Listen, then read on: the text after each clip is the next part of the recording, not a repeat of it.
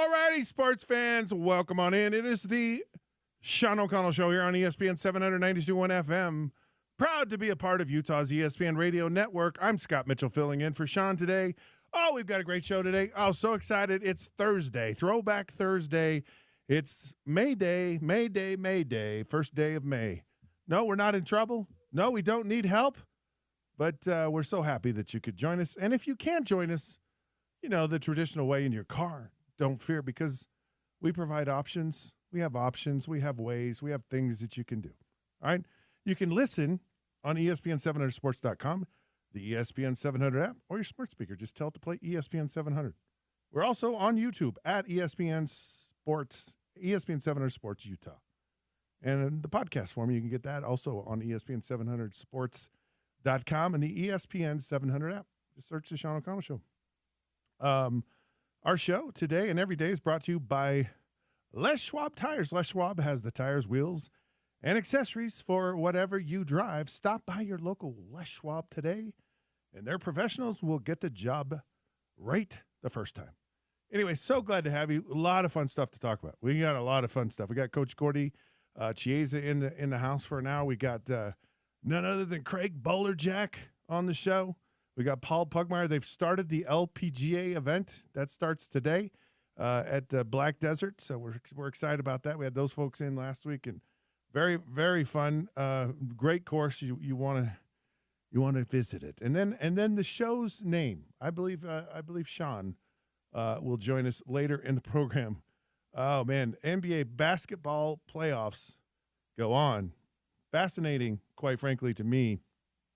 About the level of play and how everyone kind of ups their game in the playoffs. Some people like it. Some people are like, why don't you do this during the regular season? Show us this stuff then. There is a bit of news that I would like to share with you from the University of Utah. Former women's basketball star Gianna Nepkins has committed to UCLA. She entered the transfer portal in March after the NCAA tournament loss by the Lady Run Utes. You know, James brought this topic up to me. It's not what I'm going to talk about right now, but when he did it, I was like, yeah, wait a minute. What the heck happened to Cam Rising? Where in the world is Cam Rising? Cam Rising not drafted, not signed as an unrestricted free agent, not in the transfer portal, because he probably has, 3 or 4 years of eligibility left to go with the 7 or 8 or 9 that he already has. No word from Cam Rising. If anyone knows where Cam Rising is, please let us know. Text 877-353-0700. I think the thing that was so shocking to me when James brought this up was Cam Rising, if you're a Utah fan, I mean, was the center of the universe. Like, he did some just amazing things. I remember the moment he ran onto the field against San Diego State in Los Angeles, playing in the soccer arena, and everything changed in that moment. Watching him throw a big-time fourth down pass against USC, beating USC for the first time in the Coliseum, going to and winning a championship and then winning another championship. And, boy, it looked like, here we go again. And then the last couple of years have just been brutally painful with some tough losses. So he was a big part of the focus, of Utah football. I mean, I don't know that there was a bigger focus. I mean, they had Bad Moon Rising. They had all these crazy stuff. And it's like off the face of the earth. Anyways, hope someone finds him and hope everything's okay. Yeah, so since I brought that up to you just a few minutes ago, I did find that Alex Markham, who we had on yesterday, yes, the publisher of Ute Nation on Rivals Network there, he sent out a tweet. So this was a CBS Sports article that posited that question. Where's Cam Rising, right? And he quote tweeted it and said he is still having trouble gripping the ball from his hand injury. Oh, wow. And so he's trying to stay private because he's still dealing with he's dealing with the thought that maybe he might not be able to play football again and trying to figure out what he's going to do beyond that. So that's why no NFL draft option for him. Understand. No transfer portal option for him. So it was so funny after not seeing him at all for months, Scott, after he got it really since he got injured at Arizona State. He was at the Utah Royals soccer game a couple weeks ago. There you go. So he took some pictures. I think so he's been out and about. Looked like Devin Kafusi was with him there. Okay. So anyway, he's starting to creep back into the public consciousness, but he's not really talking about his football future. Yeah, it's really interesting segue into actually what I want to talk about in this first segment. Look at us. I know. It's perfect. Hadn't even realized that, but sitting and contemplating your future, right? Everyone who plays sports kind of has that moment. Like, there's something about when you're a participant in sports at whatever level, and you no longer are. Some kids are play youth sports, and then they get to high school and they kind of drop out, and then some go through high school and then they drop out. Some go to college and drop out, but we all drop out at some point or another. And facing the reality of that is really hard. It was brutally hard for me. I don't know anyone who's handled it well. So you hear of Cam Rising and kind of trying to come to terms with his mortality as an athlete, and we all go through that. There was an article about Hunter Renfrow, who won 2 national championships at Clemson and was a good wide receiver for the Raiders, and he got sick, and he's taken a year off, and I forgot that Hunter Renfrow was actually gone. He was a really good slot receiver for the Raiders for his first couple years in the league, and then he got where did he go? Yeah.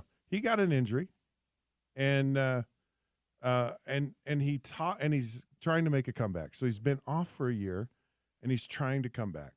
Looks like with the Panthers. With Carolina Panthers. So this got me thinking about kind of there's a time in your career or wherever, and you start questioning. You're like, man, I just need to get away from this. And it hits you in different places, because it hit me big time. One time in my career, after my 9th year in the NFL, and I was just like, I don't want to do this anymore.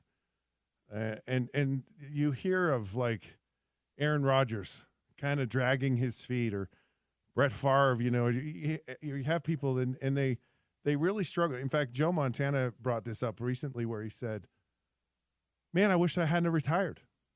And he goes, I think there was still more. And kind of in the moment, it's like, I just kind of felt like I'd had enough. I felt like the injuries, everything. But looking back on it, I kind of wasn't ready to be done. And I still felt like there might have been more there. And so as I thought of these instances, I didn't realize with Cam, that was kind of what he was going through.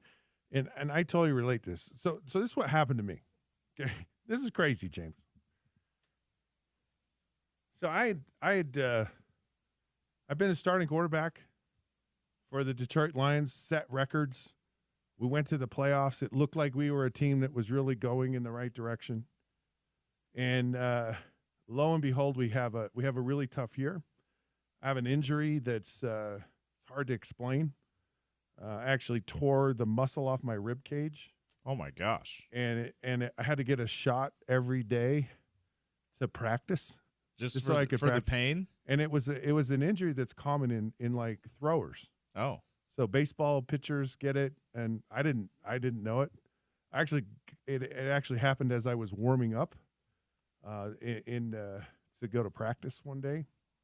And I had a 12-inch needle or a 4-inch needle that they stuck in my I was going to say 12 inches. My goodness. Well, 4 is still huge. Well, no, 4 is, believe me.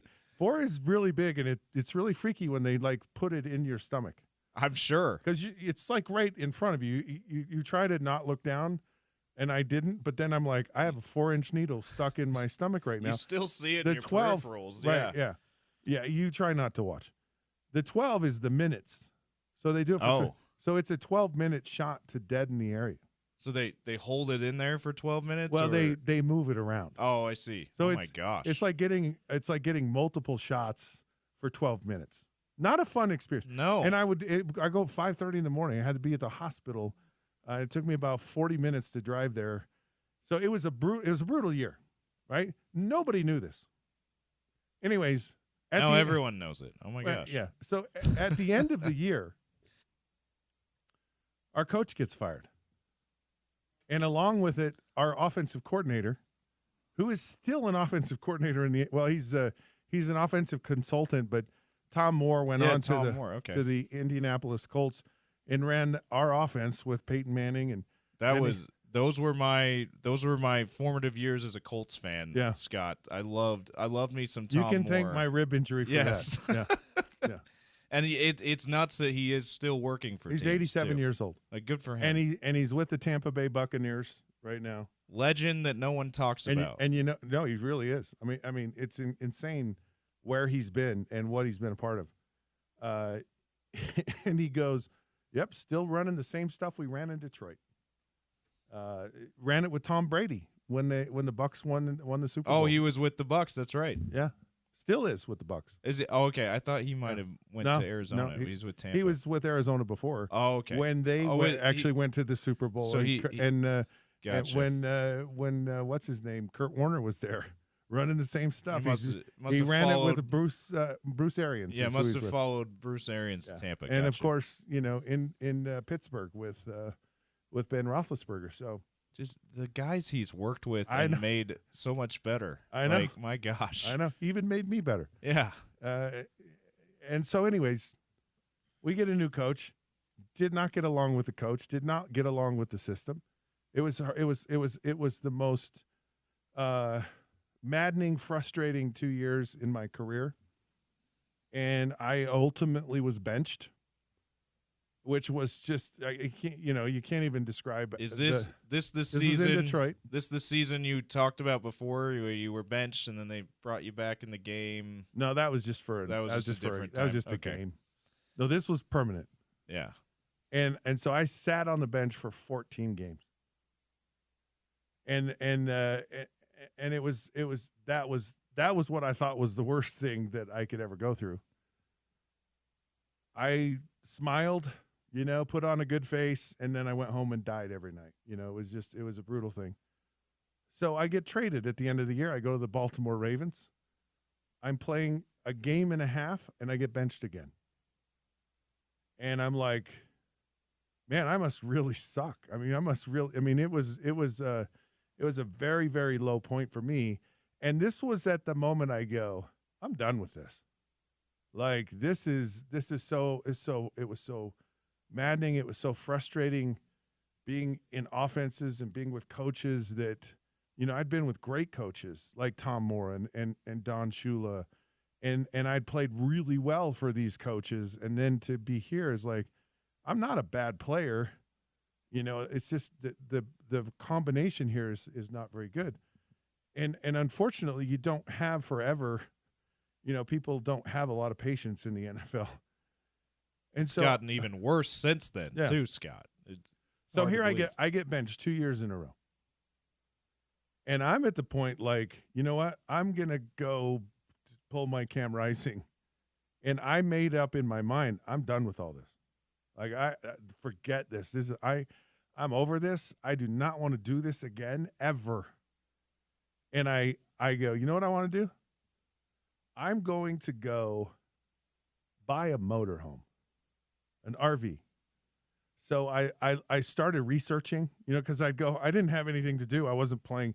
So I go home at night after practice, and I get on the computer, and I'd research dial like up motorhomes. Internet, right? Yeah. Probably. You've got mail. And I find motorhomes, and I go, okay, this is one.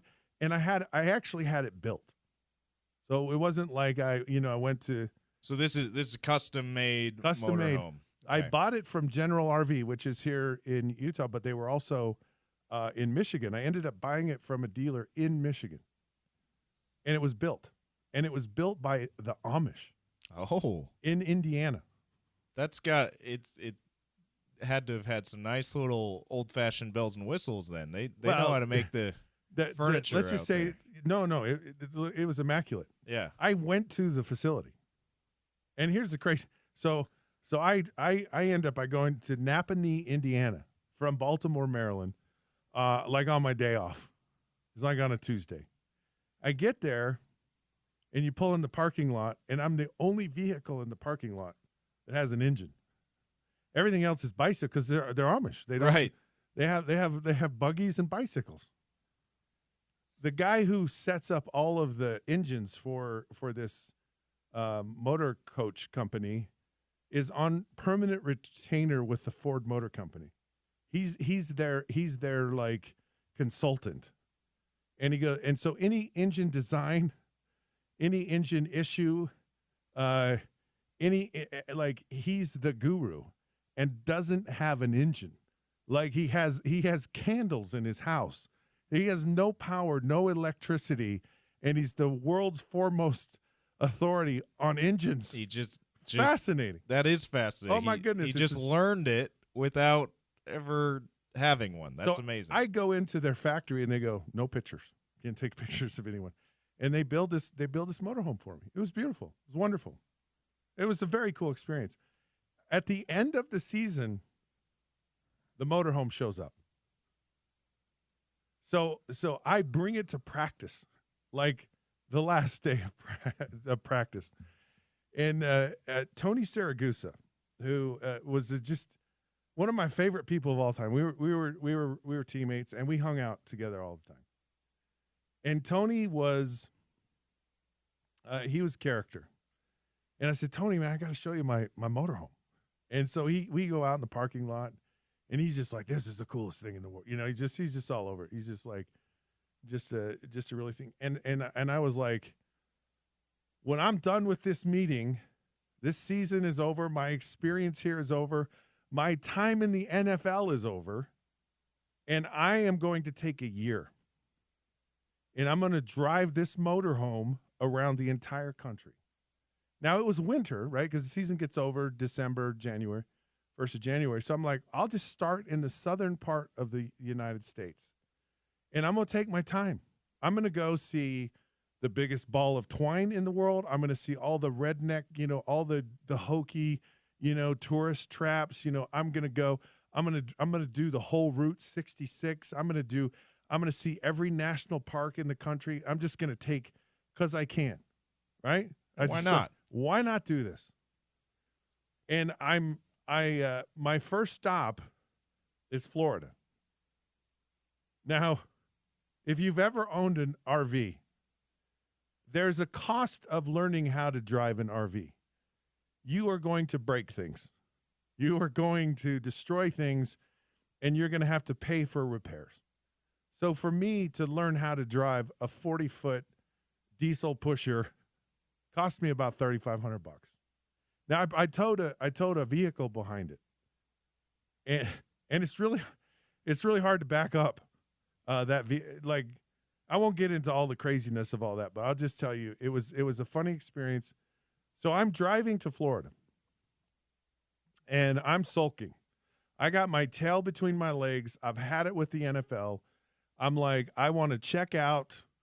I want to leave. And halfway between Baltimore and St. Augustine, Florida, which is the first place I was going to stay, I said, no, I'm not quitting. I'm not going to give up on this. I'm not going to let them win. I'm going to see my career. I don't care what happens the rest of my career. But I'm going to go out on my own terms. And I'm not going to quit, and I'm not going to give up. So I literally decided that. I end up getting to Florida, and I'm like, okay, what am I going to do? I decide, well, I'll just move to Orlando, Florida. I lived there when I played in the World League. I'll build a house. I'll find a house, whatever. I can be in warm weather. I'll train here in Florida in the off season, and hopefully someone will pick me up, and I can still play. And I ended up going and playing with the Cincinnati Bengals actually for 2 more years. And so, but what it was and what it is when you get in the middle of these careers, and it's so hard to maintain your enthusiasm and your excitement. You know, Steve Young used to say, "Here I am, I'm the MVP of the league, and I'm miserable, and I'm not Joe Montana, I'm not living up to the 49er tradition."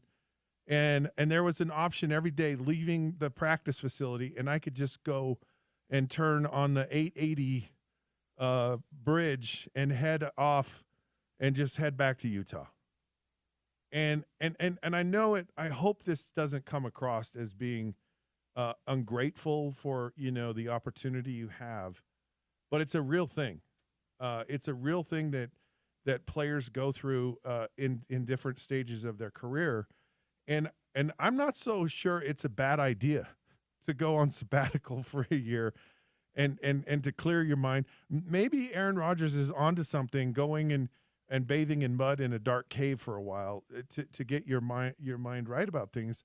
And what pushed me on, and I think what pushes a lot of people on, James, is you have a window. Like, your window is you're young, right? You don't get to go back later on in your life. So there's this sense of, well, you better suck it up. You better figure it out. You better work through it, because it's your window. It's your only time to deal with it. And I was in an era where you just suffered in silence. Like the game, we were playing the Pittsburgh Steelers, and the game's 10-7 at halftime. It's a close game, and I get benched. I'm like, what this is a close. Why are you doing this? And they just made a decision that they want to go in a different direction. And when the game was over, I've never felt so low.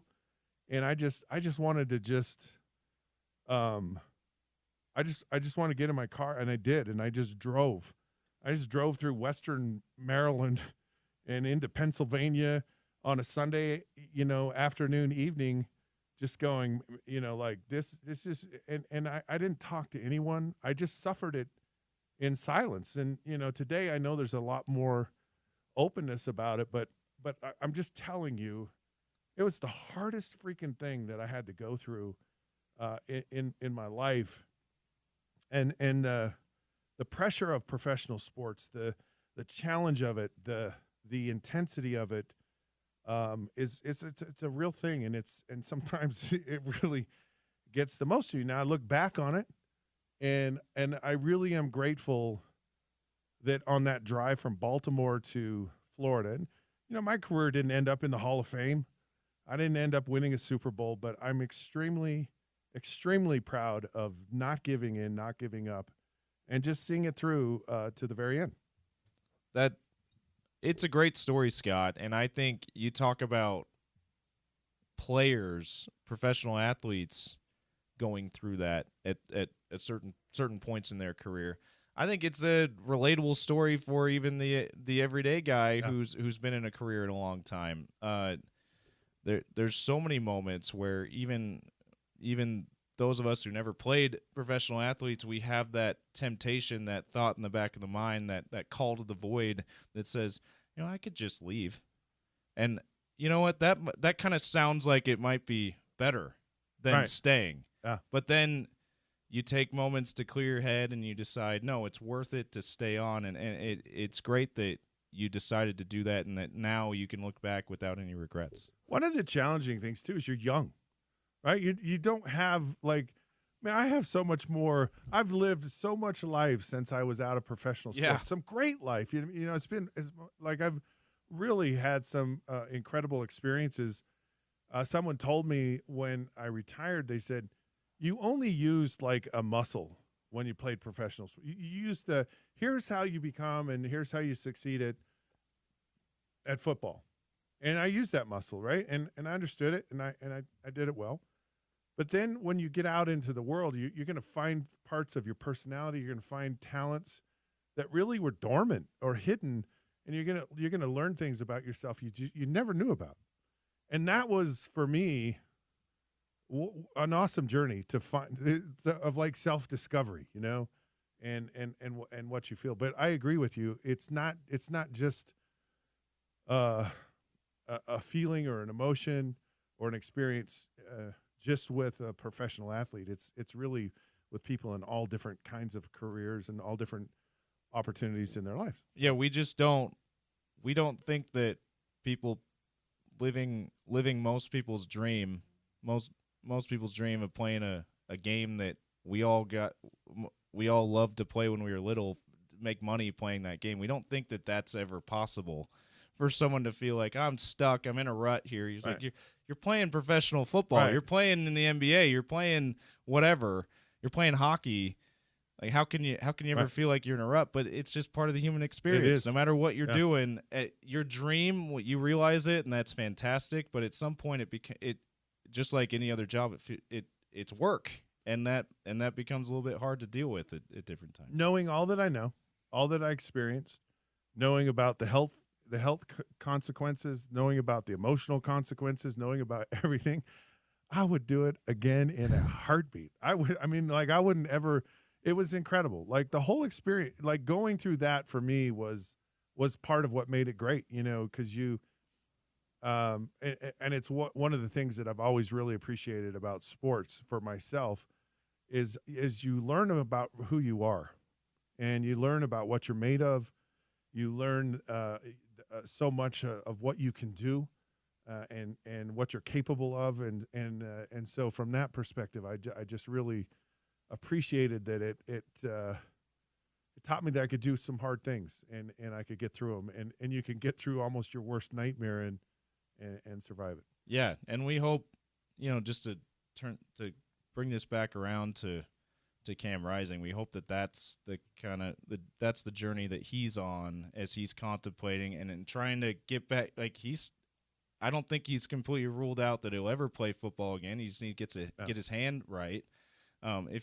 If he's not able to do that, I hope that he's able to have a similar experience and be able to feel as good as he can about maybe walking away from the game he loves before he's able to have a pro career. But he had an incredible career. Like if Cam never plays again, he has nothing to feel bad about his football career. No, 100%, and so I can appreciate working through that whole process. And I know a good RV dealer. If he wants to go buy an RV and wants to Cam, go check if you're out listening, for a year, Scott can hook you up with an Amish-made RV. Yes, our friends at General RV, absolutely. All right, let's take a break. When we come back, none other than Coach Gordy Chiesa is in studio. I'm actually looking at him right now. Looks fresh, dapper, and ready to talk about the NBA. Can't wait to do it. Really look forward to this. I don't know. Every time I get to do Sean's show, I get Coach Gordy in the studio. So we're really excited about that. We'll talk a lot of NBA here when we return on the Sean O'Connell Show here on ESPN 700 92.1 FM.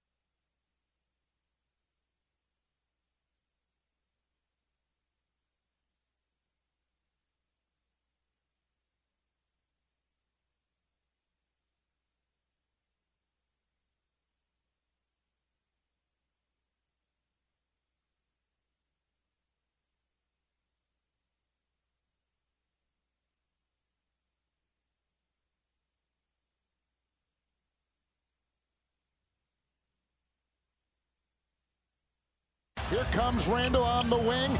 DiVincenzo sets, aims, fires, no. Oh! Gobert parachutes in, uncovered, untouched, and jackhammers it in.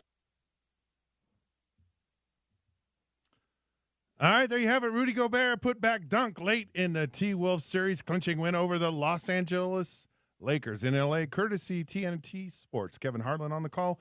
Rudy led Minnesota with 27 points and 24 rebounds. Oh, my goodness. A T-Wolves franchise playoff record. Our next game broadcast is the Warriors-Rocket, Game 6 tonight. We are the home of the NBA playoffs. I'm sorry, tomorrow night. No, it was you said it right. It's tomorrow night. So tomorrow night, Game 6. I'm Scott Mitchell. This is the Sean O'Connell Show here on ESPN 792.1 FM. So glad you can join us. Fun show so far, and it gets even better. We have Coach Gordy Chiesa in the studio with us right now. Coach Chiesa is 149 playoff games. That's how many playoff games the coach has actually coached in. And I want to bring up a comment to start this off, okay? And for whatever reason, I can just totally relate to this. So LeBron, the Lakers were out. They were outed. The T-Wolves and Rudy Gobert just put them in their place, sent them home. But LeBron said this. He said, I look at every year I haven't won a championship as a disappointment. And I can so relate to that as a player. It's like all I thought about was winning a Super Bowl, winning a championship.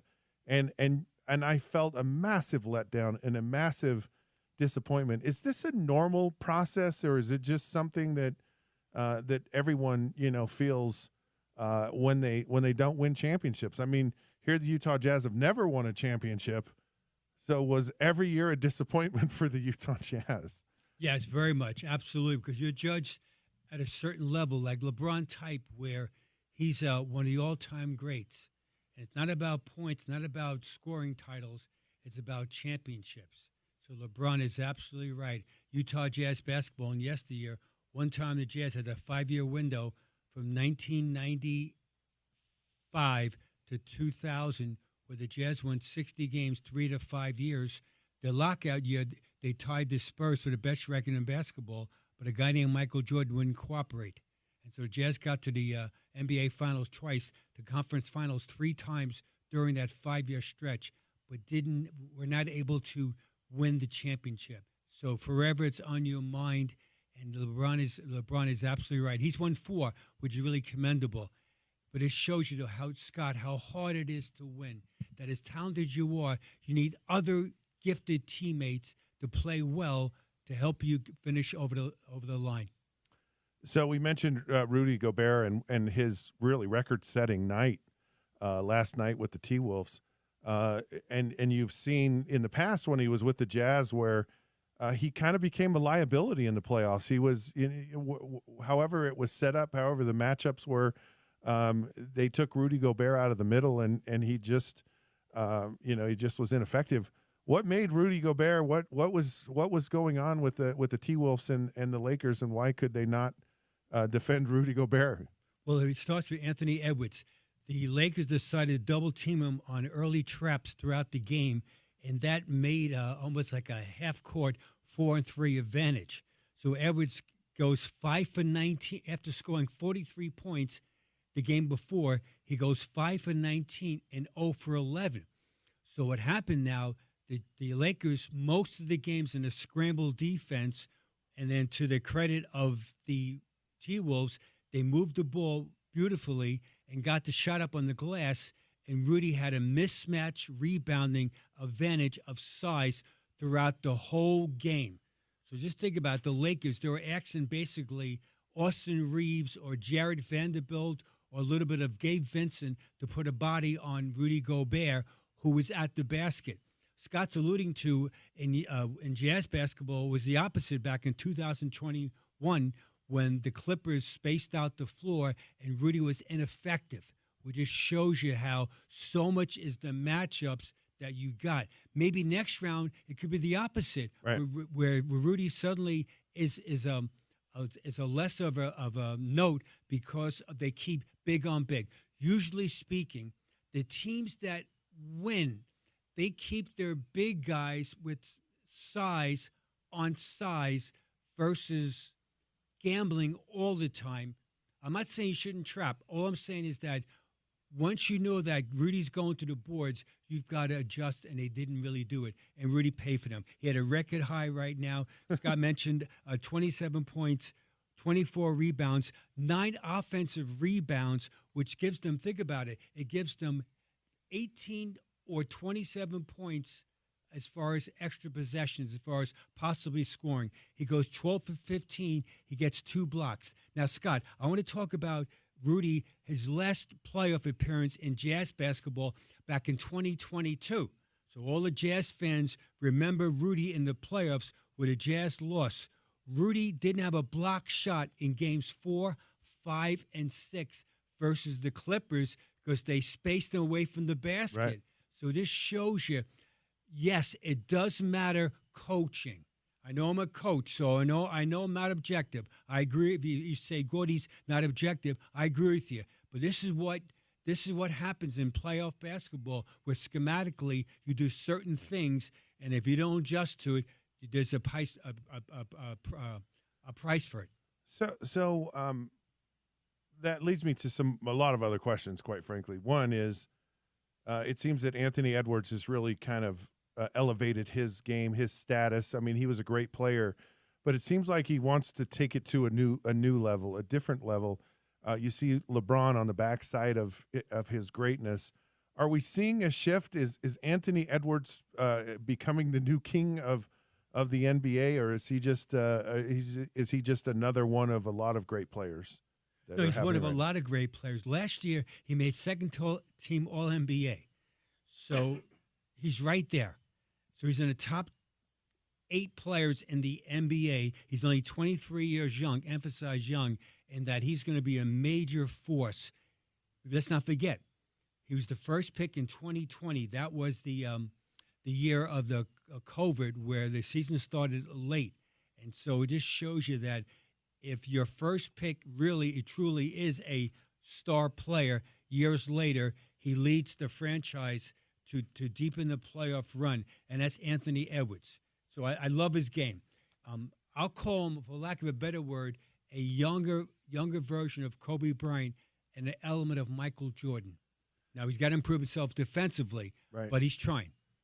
Yeah, he looks like I just really impressed with his game, and it feels like his teammates are really kind of buying into him.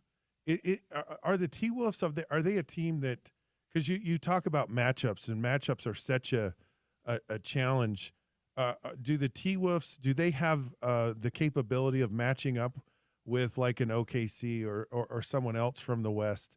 Yes. Or are they going to run? It looked good with the Lakers, but wait till next series where there's a problem. Are they a team that's maybe as complete enough to go far, or maybe who knows, maybe even win the West? The answer is yes. Let's not forget, last year they went to the conference finals and they got punched in the face by the Dallas Mavericks, ironically by Luka Doncic. And remember, they beat the Nuggets in hellacious win on the road in Game 7. So the core group of those people, they are hardened over it. They made that smart trade for both teams, where they traded Julius Randle, Knickerbockers, to the T-Wolves, and the T-Wolves traded to the Knickerbockers, Karl Anthony Towns. Yeah. And so what happens is that both teams benefit from it.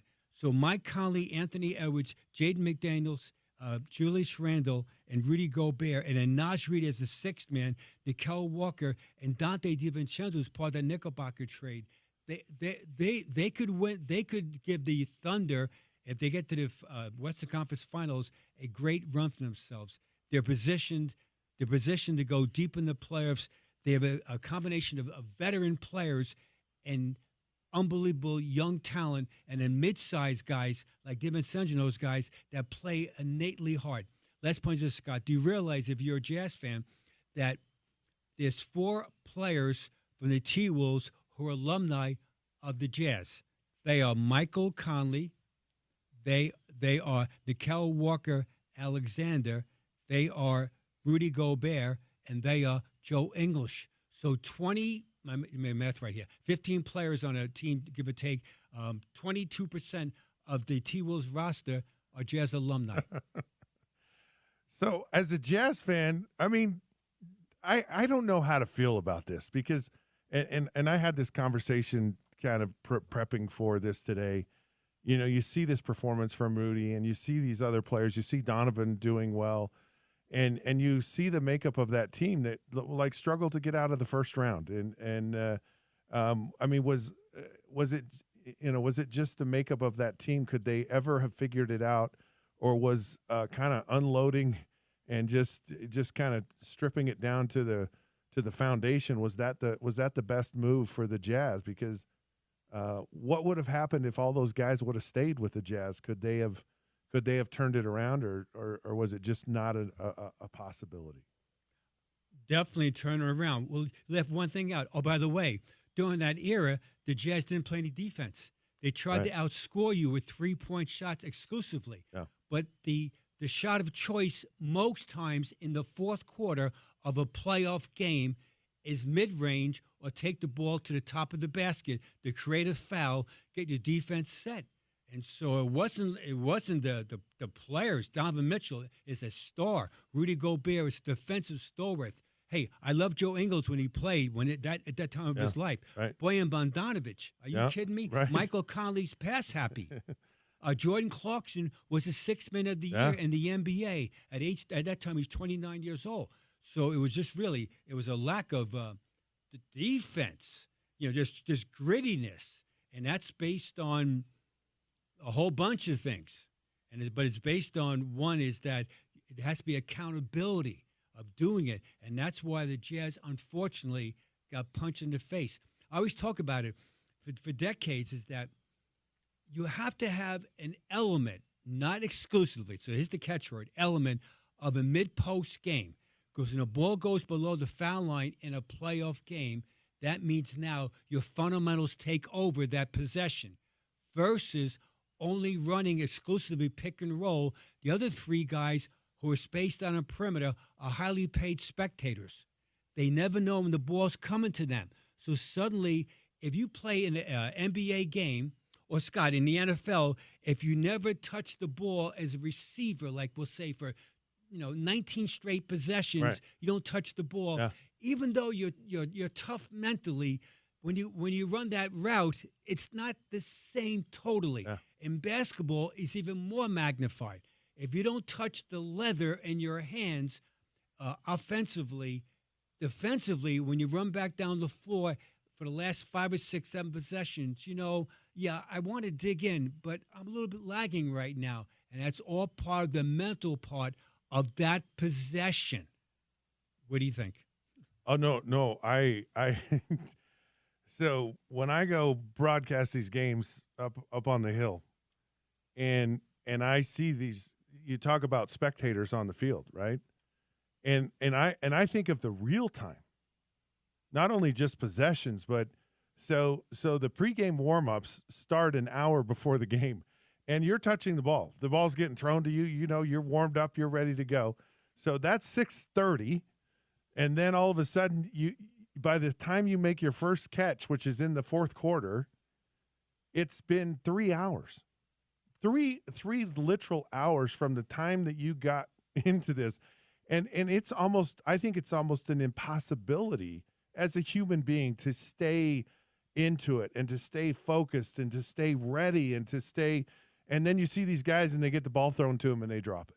And you go, I can kind of understand why they drop it. And I totally get that whole mindset that if you're not engaged, if you're not in the game, I go back to the story that Steve Kerr tells when he was with the Bulls and how they kept Dennis Rodman engaged, so that Dennis wouldn't wander off somewhere and want to go to Las Vegas or go to Atlantic City or not be a part of things. So I totally get that, players not being involved early and expecting them, whether I hadn't really thought much about the defensive side of it. It's like all of a sudden you got to turn around. Now you got to go play defense, and the impact, because I don't care who we are, I don't know how great we are.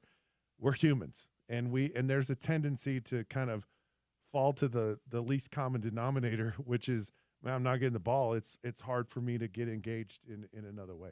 Well said. So if you're in the NBA, if you're a winning point guard or a winning perimeter player, and one of your front court teammates are struggling, and they're banging the boards, they're outmanned physically, but they're competing, even though there's a size mismatch in a game based on the dynamics of it, is that every once in a while you purposely have to give the ball to that guy in space. They reward him. Also, when a guy does get a rebound, as far as in a size mismatch consistently, forget about taking a early 26-foot pull-up jump shot because you feel like it. I'm waiting for the big to come down the floor to give him some sugar and reward him. We appreciate you just out-rebounding the whole team by yourself because you have toughness. We're going to give you part of our offense right now for this one possession. Do your thing. Gladly. That's the dynamics of Scott, how you win in a game. Yeah. I'm not talking about a week later. I'm talking about within 20 seconds. Right. These are all intangibles of why certain teams usually win. We call that winning players equals winning plays. See, and I when you're talking about this, I'm thinking of Jokic, right? And how great he is as it's like, look, if they're going to double, triple, or whatever, other people are going to get involved, and he's a master at finding people, but also involving a lot of people. And then you kind of go to the Lakers, and with Luka, he's a guy that there's not a shot he's never liked or never not liked in his time, and is that part of maybe his game that has to evolve? And you talk about not being a defender. I just look at this trade, and everyone said, "Oh my goodness, this is the dumbest thing in the world that the Mavericks did." But how well do you think it's panned out, or is it too early to tell, or is it the wrong combination with LeBron, or they're just pieces that are missing there? Where do you see Luka kind of in this equation about and the Lakers kind of where they are and where they need to go if they're going to be serious contenders? Yeah, so far mixed results. Luka over dribbles dramatically. Jokic and LeBron in his prime, those guys dribble very selectively and made plays. We call that basically quick decisions. Luka's the opposite, where he'll bounce the ball 6, 7, 8 times to either take a step back jumper, which is good some of the time, but he has to be more decisive in decision making. However, with that said, he's a major talent, and so mixed results so far. The Lakers' problem was that they have no bench. That's the first thing, and that they overpaid. Even if he played well last time for making shots, Hachimura, I get it. I understand it. But in the big picture of things is that they overpaid on 2 or 3 guys, and those are the people that they needed to get, and they couldn't get. And that's what happens right now. Remember, let's not forget, they made that trade for Dalton Connect. They moved on for Richards, and it was avoided because of, Mark Williams. Mark Williams of the Hornets. It was voided because he didn't pass the physical. Even though he went back to the Charlotte Hornets and he kept on playing. So if you're a Laker fan, are you kidding me? Our doctors failed him, but the Hornets doctors said he could play. And so again, they tried to address it. The Lakers, minus LeBron's as far as strength, they're a lightweight team up front. And so think about it. In any playoff, whether it's NFL or NBA, physicality rules. So the Lakers are a finesse team. That's in a physical type game. The T-Wolves, they're a physical team. Rudy Gobert, Naj Reid, Julius Randle, Dante DiVincenzo, Anthony Edwards. They're all relatively physical. So, speaking of physical and kind of what you need to be, Golden State goes to Houston last night. And they kind of kind of get it put on them. But one of the things that came out of the game was some of the physical play of the Houston Rockets, specifically to Steph Curry and his injured hand. So the rule is you shoot the ball, and then your shooting hand is no longer considered.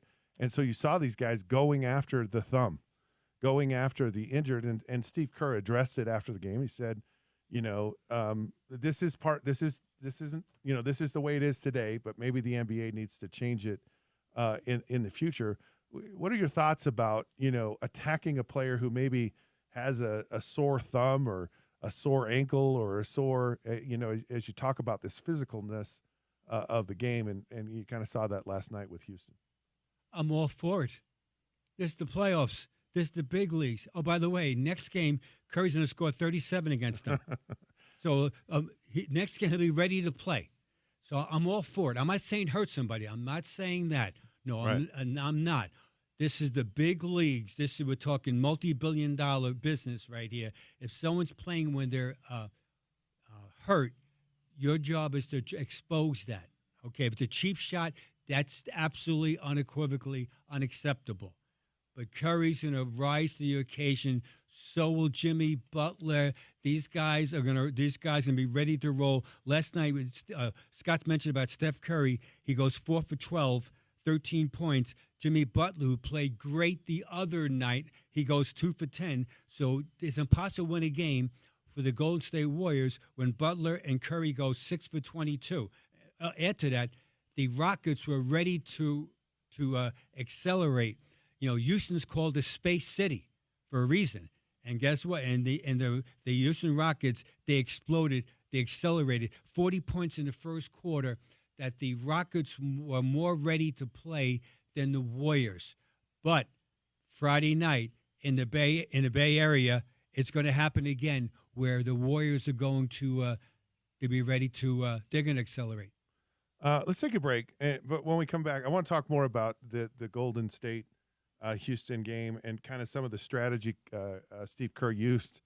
I want to get your thoughts on that and so much more. We got tons to talk about. It's just we don't have enough time. We need more than an hour. All right, this is Sean O'Connell Show here on ESPN 792.1 FM. We'll be back in a minute with Coach Gordy Chiesa.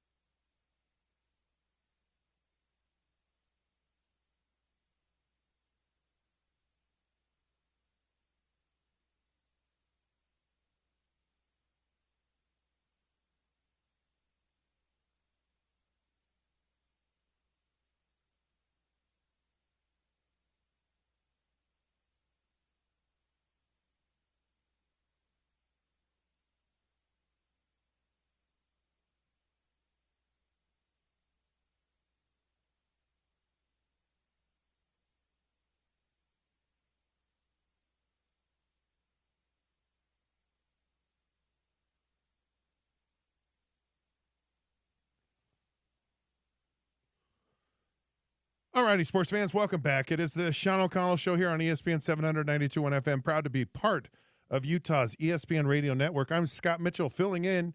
It's Thursday. It's the first day of May. May Day, May Day, May Day. We are not in trouble. We're having a great time here. Of course, we're with none other than Coach Gordy Chiesa. By the way, ESPN 792.1 FM Festival of Tees, powered by the Utah Golf Association. Proud to be brought to you by Mountain America Credit Union. Each day, we're giving away free rounds of golf from the best courses in the state and beyond. Listen to the Down and Dirty with Scott Mitchell, that's me, from 10 to 11. The Sean O'Connell Show from 11 to 2. And the Drive with Spence Checketts from 2 to 6 for your chance to win. Today, we have 1 hour at Next Level Indoor Golf. We're giving that away in topical trivia around 1:45. Live Night Events presents the 2025 Granary Live Concert Series, powered by Nightingale College and Murdoch Hyundai, Utah's #1 Hyundai dealer, and one of our studio sponsors. Experience outdoor concerts in the heart of downtown Salt Lake City in the Granary District. Find more details on ESPN700sports.com. All right, we have Coach here with us. The Warriors got spanked in Houston, and Coach Kerr decided to wave the white flag at the end of the third quarter. In the third quarter, he just took everyone out. Some people kind of scratched their head at that one. Your thoughts on that coaching strategy and what Steve Kerr did? I thought it was very smart that the team was struggling. They were down by 27 at halftime and down 30-something in the third quarter. So he took the starters out and put in the second unit and even the third unit, and those guys responded. Suddenly, they got after the Rockets, who had a mental – they tried to sub also within a minute. Ime Udoka, who's really a fine coach also, took out his starters. But the Warriors bench guys played absolutely wonderful, and physicality was their noteworthiness of it, and the Rockets bench guys were just hanging out, chilling. So suddenly they cut the lead to 11, and Ime Udoka has to put the guys back in the game. Add to that, so suddenly Jimmy Butler, say again, the psychology of being an athlete. Stephen Curry, Draymond Green, Pizzinski, and all the rest of the guys, Jimmy Butler, they watch how their second unit guys, how they get after the Rockets, including some of the starters. So Pat Spencer gets into a pushing match with a fake tough guy, Dylan Brooks. And then he headbutts Alfred Şengün, who's a good young talent. And so the Warriors starters now say, you know, something that should have been us. That should have been us. Yeah. We allowed 40 points in the first quarter. We should know better. We're the 4-time NBA champion. Jimmy Butler is a tremendous player. We should know better. Against the Rockets last night, oh, by the way, we had amnesia. So do you think this is something that maybe was for that game, or was it part of moving forward with this to try to close out this series tomorrow night? Is this a coach looking at a bigger picture down the road kind of strategy as opposed to maybe just in the moment? No, it's more in the moment because the playoffs. Yeah. So now, right now they're up 3-2. It's how the game played out. So you don't want to do this all the time, right? But for one time, I'll let you know it's effective about 11 o'clock tomorrow night, Friday night. Right. It was effective. And so my instincts tell me that it will be, and that the Golden State Warriors have a lot of pride in their organization. The Rockets are a new up-and-coming team. They had pride also. They don't want to be knocked out as far as 4-1, and now it's 3-2, and there's definitely pressure. We left out also in that game as far as Freddie VanVleet. We'll talk about him a few minutes later on as far as a different list I have. But Freddie VanVleet, a 9-year veteran, he's tired of hearing about Steph Curry, how good he was. So Freddie gets 26 points, 8 for 13 from the field, 4 for 6 from threes, and he's the guy that led his team to start the game, also with Amir Thompson, who was balling out last night. And he gets 25 points. So the veterans and the young fella from the Rockets really did perform, and the Warriors we're lagging to start the game, they pay for it, unfortunately. You mentioned fake tough guy Dylan Brooks. What do you mean by fake tough guy? Yeah, fake tough guy is when you're always involved in scrums where you sort of caused it, but then you sort of say, no, I didn't. You sort of like back away, sort of. Like you back away where you trip somebody on purpose or you hip check somebody. I really didn't mean it. Yes, you did mean it. All right. And so you have to respond. In the playoffs, you don't want to get kicked out of a game. However, getting a technical foul is perfectly normal, even a flagrant one, because you have to protect your teammates. So I call it fake tough guy where, usually also with tough guys, they always pick on someone smaller than them versus what? Picking on someone that's bigger than you. Right.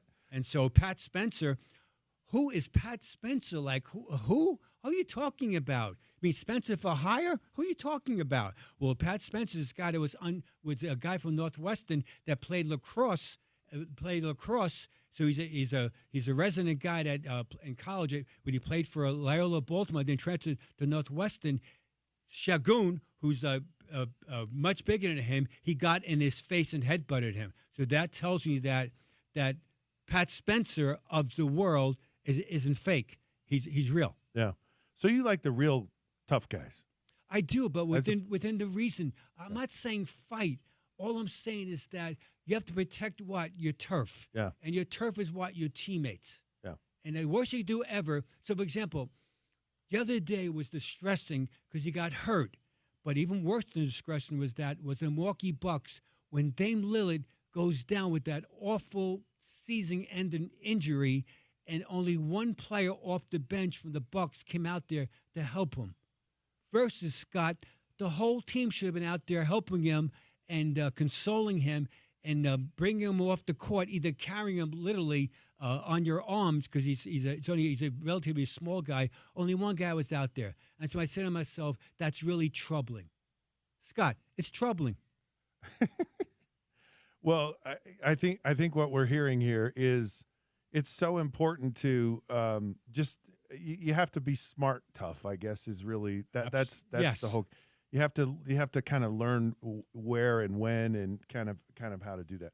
I want to talk about closing out games, right? So tonight you have the Knicks and the Pistons. You have the Clippers, I believe, are playing is that tonight or is that tomorrow? No, it's tonight. Yeah, tonight. Yeah. At Denver at Clippers. And so right. So the teams on the road are the teams that are leading the series. And I wanted to talk about how tough is that? What does it take for a team to close out a series on the road? Because you're going to get the very best from the team. You're in a hostile environment. What does it take to actually close out a game or a series when you're ahead and you're playing on the road? Incredible amount of good play and toughness where the whole team understands that every possession does matter. And that there's an urgency by the team that's down who might be eliminated. So they're going to have a heightened awareness. They're going to do anything possible to help themselves get another day to live on.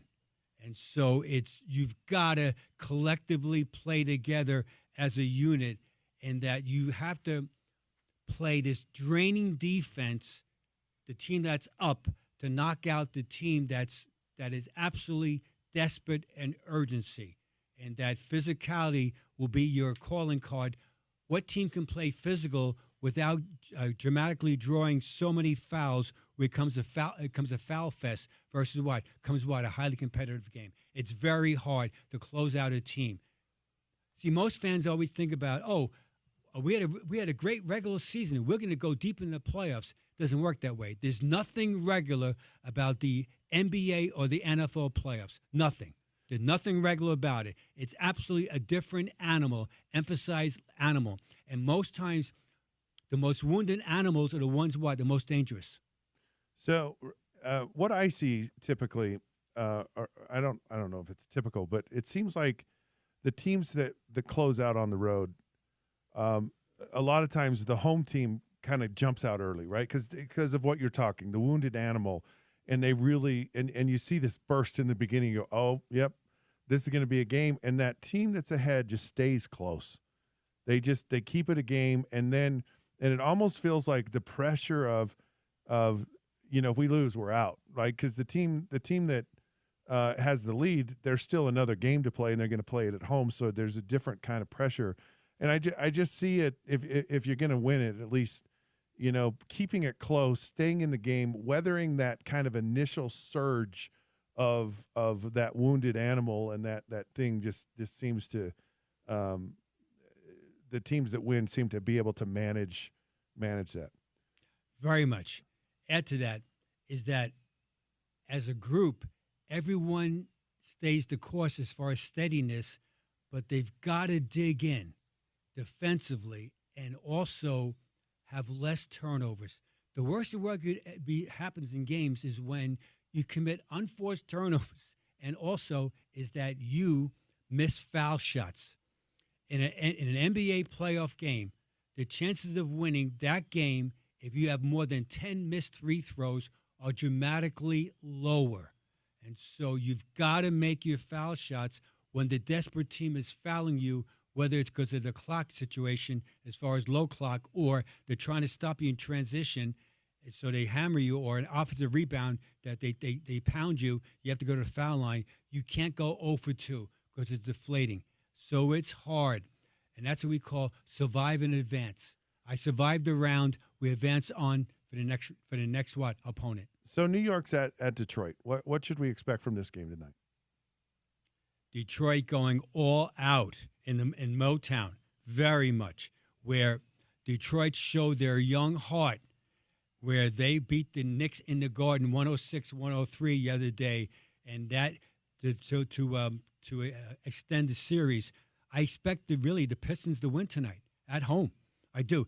Cade Cunningham, this is coming out party as far as nationally. He was the first pick of the draft when he came out. He's averaging 25.4 points per game, 8.8 assists, 8.6 rebounds. And he's a big guard, and he's physical. Now, the flip side is Jalen Brunson. He's played tremendous for his teammates. He's averaging 29.8 points per game, 8.4 assists, 2.4 made threes. And so the point guard play has been spectacular. So now it's the other guys have to really contribute. The Pistons, they're a young, hungry team. The Knicks have some toughness. I do think that the Pistons are going to win tonight and force a Game 7, which only television would love. TV loves right. Game 7s, especially in New York. Game 7, if it's necessary, if I'm correct saying this, will be Saturday in Madison Square Garden. Let's see. That's correct. It will be. Yes. So I want to talk about the other matchup tonight. Denver is at the Clippers. Now, Denver fired its head coach, and I think a lot of us, myself included, said, "Oh, that's the end of Denver." Like they're probably not going to go anywhere in the playoffs, and they seem to have at least adapted to a new coach, and they've been extremely competitive. They're leading this series. What do they have to do to win, or is this a game that the Clippers are going to win in LA? Yeah, Nuggets up 3-2. The Clippers should win tonight at home in L.A. How ironically is that? Lakers lose last night in L.A., and Clippers play one day later in a different venue now. As far as the new place for the Clippers, is that they should beat the Nuggets tonight and force a Game 7, which will be on Saturday in the Mile High City. All right. So how does the Clippers do it? Is that Kawhi Leonard it's been spectacular. Here's just the metrics about it. I'm making this point about it because he missed the first 34 games of this season. Now he's averaging 25.2 points per game, 7.6 rebounds, 5.2 assists, 1.6 steals. Are you dizzy right now yet? 56% from the field and 44 from three. So that tells me, guess what? He's got game. And that when you try to double team him, he's a willing passer. James Harden's been good. Zubats has been tremendous trying to battle Jokic. So as always, it's the secondary players when you double team the other team's stars is that they've got to come through and make open shots. And so the storyline's going to be who will that be? Who can make open shots if you're the Clippers, and who can make open shots if you're the Denver Nuggets? So we shall find out. For the Clippers, that should be Norman Powell, be one of the guys. Former Jazz man Chris Dunn, another guy. Nick Batum could be the other guy, and Derrick Jones as far as getting it, and Ben Simmons, who's definitely a non-shooter, but he might score off movement. Now, if you're the Nuggets, then it seems to me this is unscientific. I don't want to give any data. All I know is that whenever Aaron Gordon makes an open jump shot from perimeter, I yell out to the TV set, "Hallelujah, Lord, take me right now." Hallelujah, take me right now. And hallelujah means Hawaii. I'm saying that purposely. Right. Purposely. I want to go Hawaii before I go to heaven. Who doesn't? Yeah, right. I mean, I thought heaven was Hawaii. I didn't know. I was actually in Hawaii. I love Hawaii, but and Russell Westbrook also. Westbrook, again, he plays with both teams during the same game. One jersey says in front says the L.A. Clippers, and the back says what? The Denver Nuggets. So he makes a corner three. I yell out also the same things. Hallelujah. I want to go visit you. I want to go to heaven, etc. So, it's really funny. So I want to talk about, is there such a thing as like revenge games in the NBA and in the playoffs? You know, you have certain teams that you like, you don't like. Is there a revenge game in the playoffs? Is there a revenge game really in the regular season? And it's really more for the regular season, where you play 82 games. Do you have rivalry? Do you go, I remember what that team did back in March, and it was unacceptable, and we will return the favor down the road when the time is right. Is that such a thing in the NBA, or am I just making that up? No, very much. So in the East, it would be the Celtics versus Knickerbockers. They don't like each other based on proximity, and also the Celtics are defending champion, and they're very, very good. And the Knickerbockers, the last time they won the NBA championship, 1973. Let me say my math right, Scott. I know I'm not the smartest guy in the shed right now. Is that the last time that in '73 the president was Richard Nixon? All right, so put it in context. So they don't like each other. All right, the Milwaukee Bucks don't like the Pacers. Right. Knocked them out in the first round. Okay, when I was with Jazz basketball, we did not like the Lakers. Right. Positive. Good. We did not like the Lakers. Even though I respected them, we did not like them. So it's almost your natural rivalry because they're very good also. And there's always the Spurs. The Spurs, they were a great team. They're still a great organization. And it was more, we didn't like them, but we did respect them. So you talk about a lot of these players like Kawhi Leonard, some of these guys, missed a lot of games, and the NBA playoffs have been wonderful. Like the games, the intensity, and there's been some blowback from people going, why don't we see this during the regular season? What is, because you want viewership. People are arguing and debating. Is the viewership down? Is it, are we being played? I guess is the thing. Can they play at a higher level during the regular season? And is it a real thing? Like, should these players consider kind of a different tempo to increase interest throughout the year? Yes, they can. The answer is they should. Very much. Again, I'm not living in the past. I am not. I'm living in May 1st, 2025. However, the players should want to play. I have this real problem, minus being injured. Again, that's the catchword, being injured. I thought you're an athlete, you want to play. I'm simplifying the discussion. I'm making it so elementary. And so by holding guys out all the time, they lose some rhythm. And also, it's acceptable to not play all the games.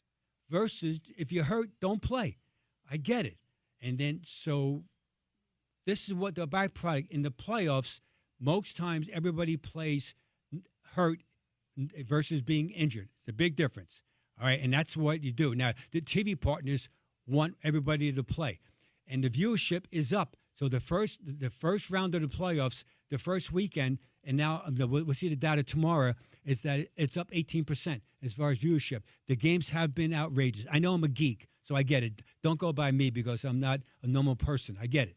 However, the games are exciting, even for a lot of people that are casual fans. Right. That then you watch these games.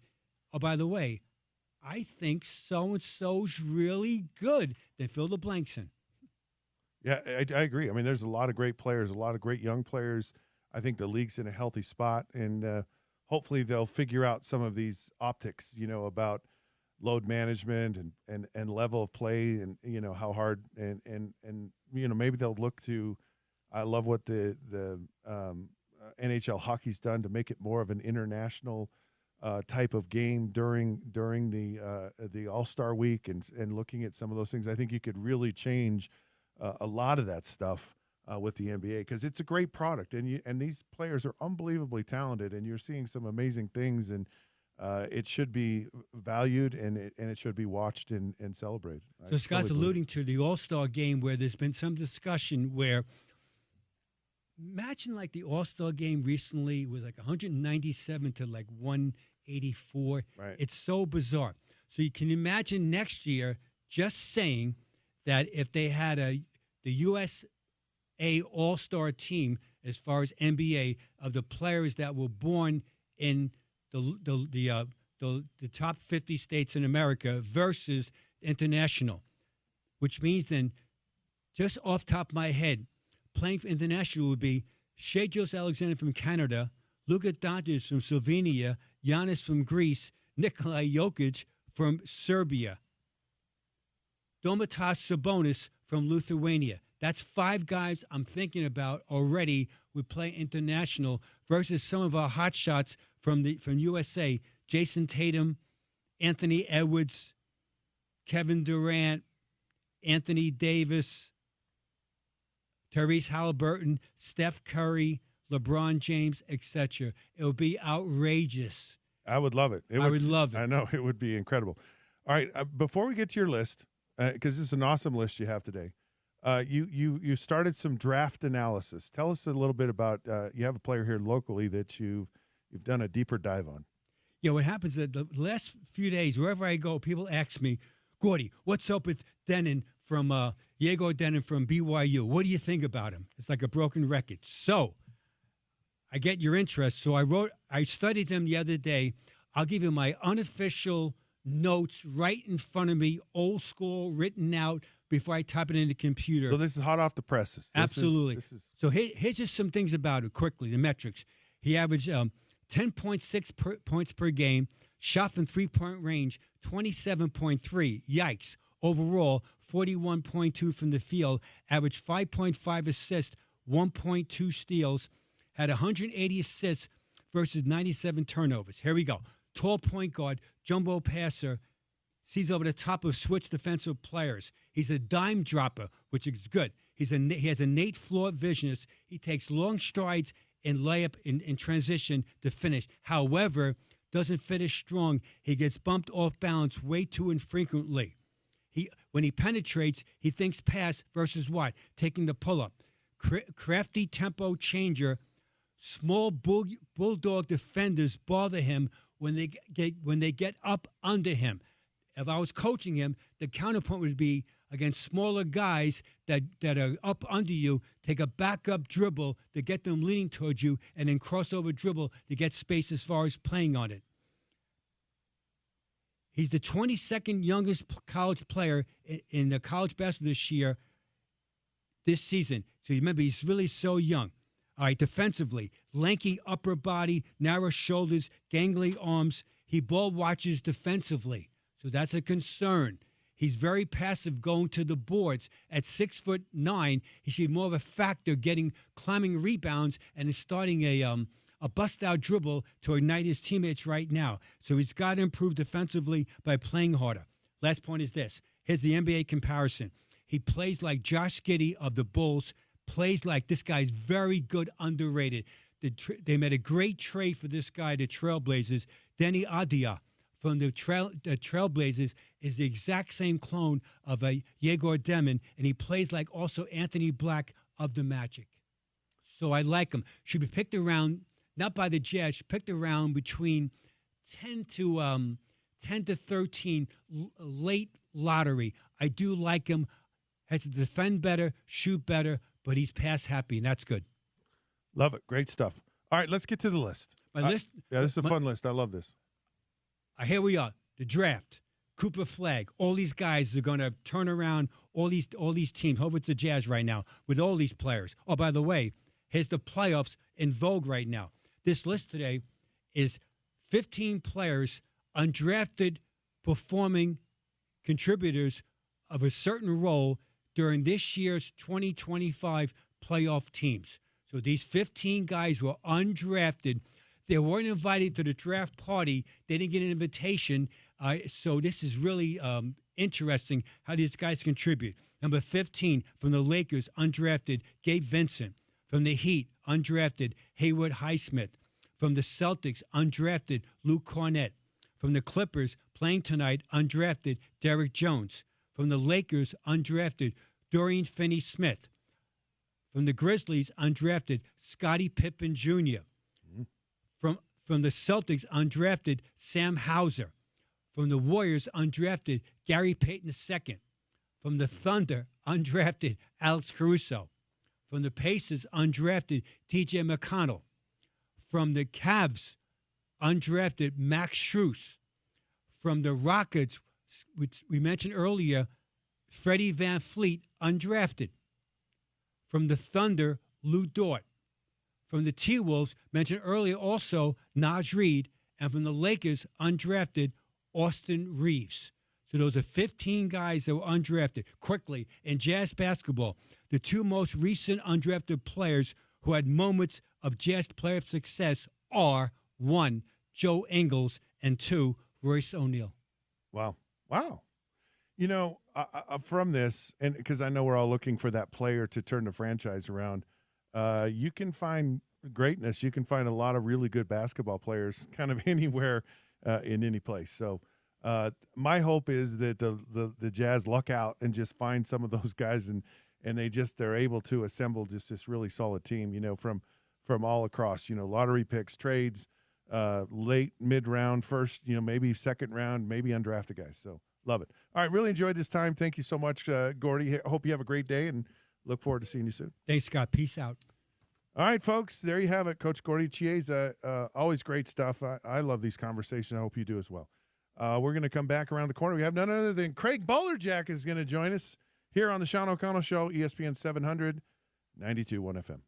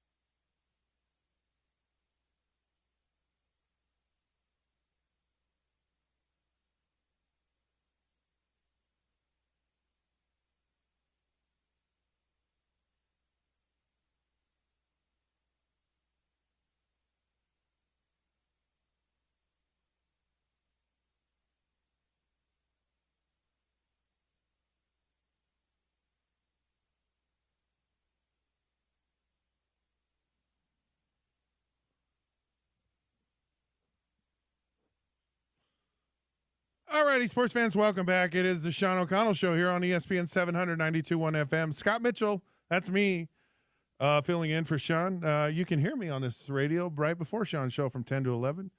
I'm sandwiched between Dan Patrick and Sean O'Connell. Now, I'm bigger than both of those guys, so I don't know which part of the sandwich I am or I'm not, but I'm there. So love filling in for Sean, love doing this, love being here at ESPN. A lot of great stuff going on. Great conversation there with Coach Chiesa right in the middle of the NBA playoffs. A lot of great basketball going on right now. If you missed part of our show, don't worry about it. You can always listen to us live anywhere. Like if you're at home, you're in the gym, you're at work, you just go to ESPN700sports.com, the ESPN 700 app, like if you want to do it on your phone, or you can get your smart speakers and you just tell it, say, play ESPN 700. We're also on YouTube. Hi, YouTube. How you doing? At ESPN 700 Sports, Utah. And, of course, we're at the podcast on the ESPN700sports.com and the ESPN 700 app. So do not feel slighted if you miss part of this. And we're happy to have you anytime, anywhere. So we make ourselves available to all of those wonderful things. All right. We have none other than the longtime voice of the Utah Jazz, Craig Bolerjack, joining us. Craig, how are you? Welcome to the show. So glad to talk to you. Hey, you too, Scott. How you been? I've been living the dream, and it's not a nightmare. So I feel like I'm in the plus category. Things are good. Yeah, if you're living the dream, man, you're way ahead of the game, man. So good for you. Yeah, thank you. In fact, I run into your son often, so we have lots of conversations here. It's you've raised a fine young man, by the way. He's a joy to be around. Thank you, pal. You got it. Yeah. So I just had Coach Gordy Chiesa on, and I said, what should I ask Bolerjack? And he said, what is the greatest Jazz victory in the he said the playoffs. What, in your mind, what is the greatest Jazz victory? Probably the one that Malone led in Chicago when the Jazz looked to be dead in the water. Oh, yeah. And yeah. I think they had been beaten at home or the night before, the 2 days prior, like by 27. This is way back in the time machine, but Carl put the Jazz on their back to keep hope alive. And that one was the first thing that popped into my head because of the importance of the moment and to keep a title, the hopes of a title alive. I think, there was another one, Scott. I think it was in Milwaukee after Carl was snubbed from the All-Star game, and I think he dropped 50-plus. I mean, there's so many games that Right. Carl was involved in, but you hope there's some more quickly ahead, Right. that after a 17-win season that, however, the lottery pans out for the Jazz, that if they do get number one, there's, or number two, there's some great ball left to be played. When you ask me that question, I think of probably the players that I've been around, like Memo, Money Man. I mean, he was just a special guy that was able to embrace the fan base, and they embraced him. And Joe Ingles, really had kind of the same personality. Just he did more with less. And Memo may be the same, but those are the type of players that resonate with me because I love the fact the way that they handle themselves with the public, but also the media. They have to go through the grind, and you know what that's like. Gosh, you did it forever. But, questions have to be asked, and you guys, with respect, try to give the best answer you can. But Joe was a little sarcastic, and Memo was just funny, I mean, and those are the guys that I remember. Carl was intense, and Stockton always tried to hide. So that was always a game of chase with John Stockton. But I think the personalities, Scotty, honestly come into play, too, with some of the great moments in Jazz history. I really do. And the plays, and obviously those two title runs in 97 and 98. And I just thought of another one. Was it a push-off or not? It was a push-off. Yeah. B. Russ will always say, yes, it was. And I love it. Those are good times. No, these great times. More ahead. I know you're sitting here saying all these things, and I'm like, oh man, I forgot about that. And then I remember it when you bring it up, and I've had this love-hate relationship with Michael Jordan, right? Because I just I've just appreciated his game so much, and just a huge fan. But I'm a lifer, I'm a longtime Utah Jazz fan, have been my whole life, and so yeah, he's a dirty bag. He definitely pushed off. I can't stand. So yeah, he was something. I tell you, in the clutch, as you know, man.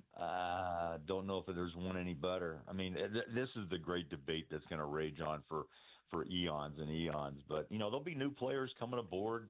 They're going to say one day, is Victor Wembanyama the GOAT? I mean, who knows? Right. But for the moment, the players of the past, that's what's fun to talk about, what they did and how you compare.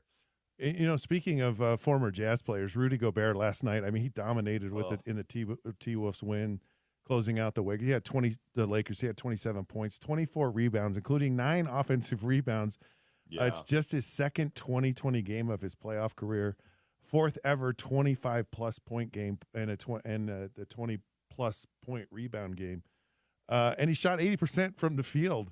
What are your feelings about the current players that Rudy and Donovan, and they're playing well? What are your thoughts about Rudy and that performance and where they are right now? Scott, I really thought last night Rudy turned the clock back a few years. I mean, he was active. He was engaged. I think that's probably the key word for me. And sometimes Rudy gets left out of the offensive discussion, right? But he is dominant at the rim, and they were looking for him because they had mismatches all night long. I thought he looked great. He had confidence. The rebounding was out of sight, couple of block shots. And I just thought he wore him down. I think Kevin Harlan or was it Reggie last night who said, man, they look like the Lakers are gassed in the last 2.5, 3 minutes.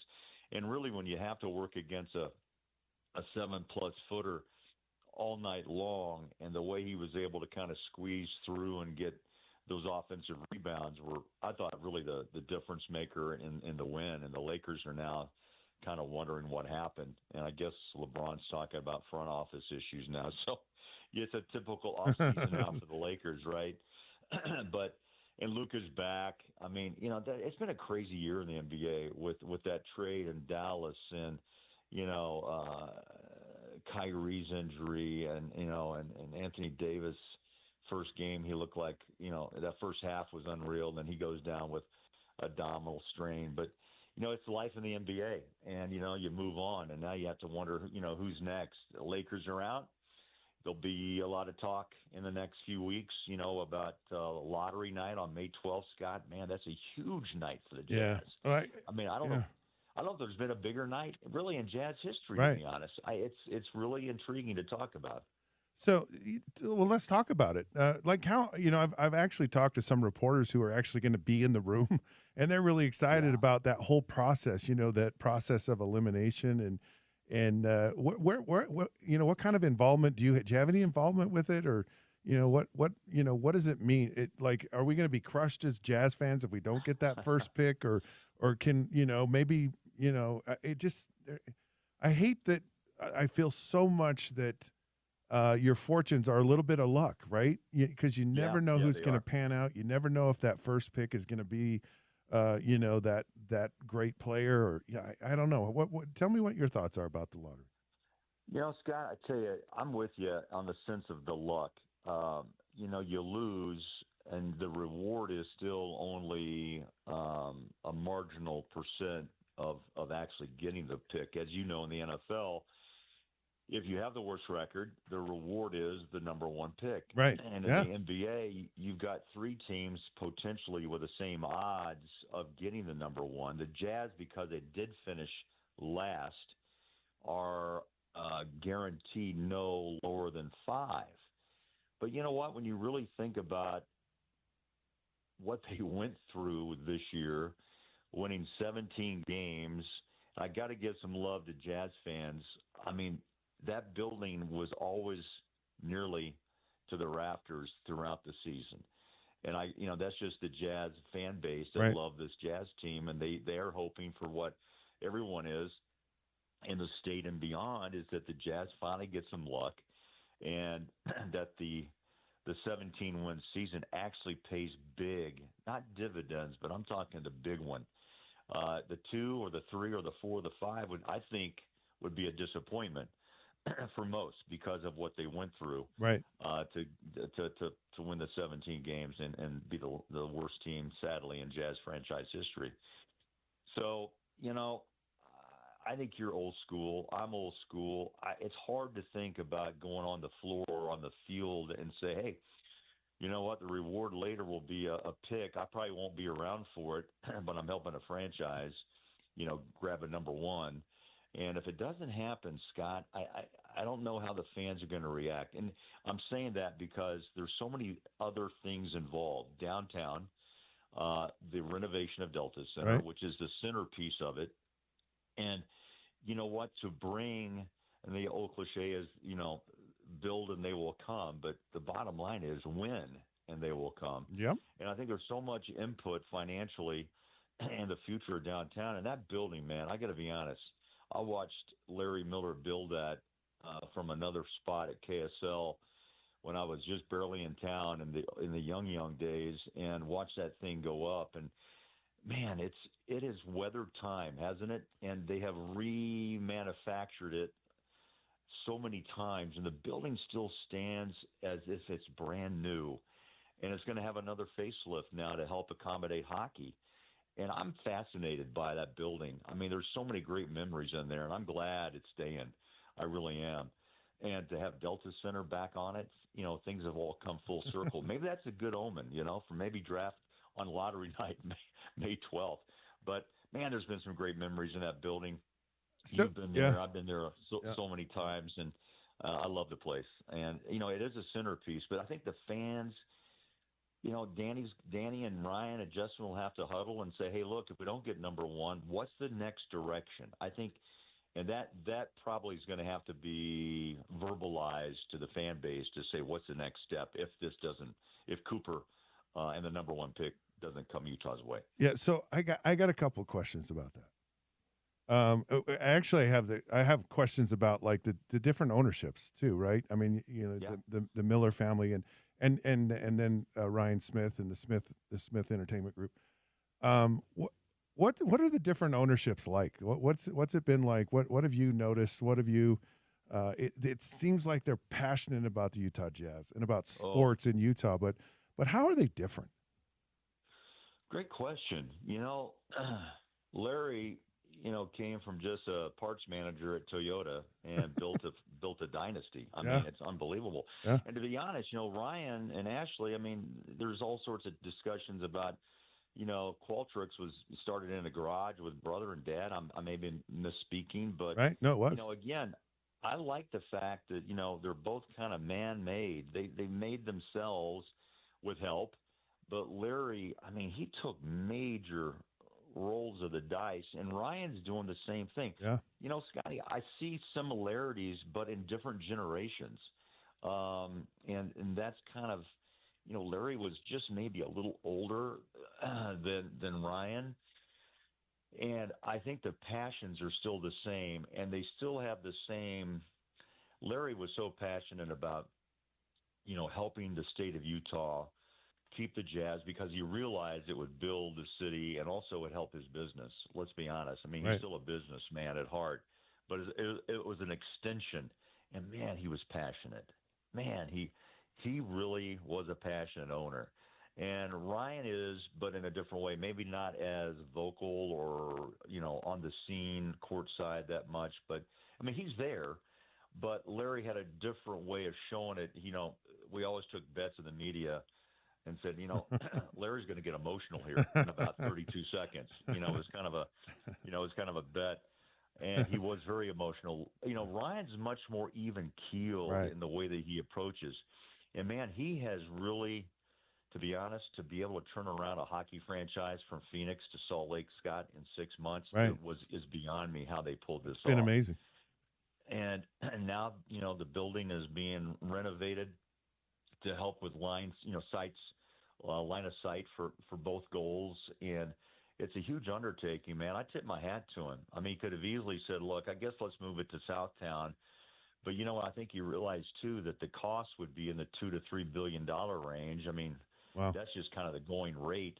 And Yeah. if you can renovate and make Delta Center still what it is today, I think there's to answer your question, there's differences, but there's so many similarities Right. as well. But in a different generation, if that makes sense. Yeah, totally. Yeah. So, speaking of the renovations, and I'm always fast. I love what they're doing. I actually love that they're keeping it downtown because Salt Lake's the downtown area is such a focal point of Utah. It's just, Yeah. and with the Olympics coming and just kind of making that a statement piece. I have two questions. One, do you get a parking spot in the new parking structure? Because that would be a nice perk to have.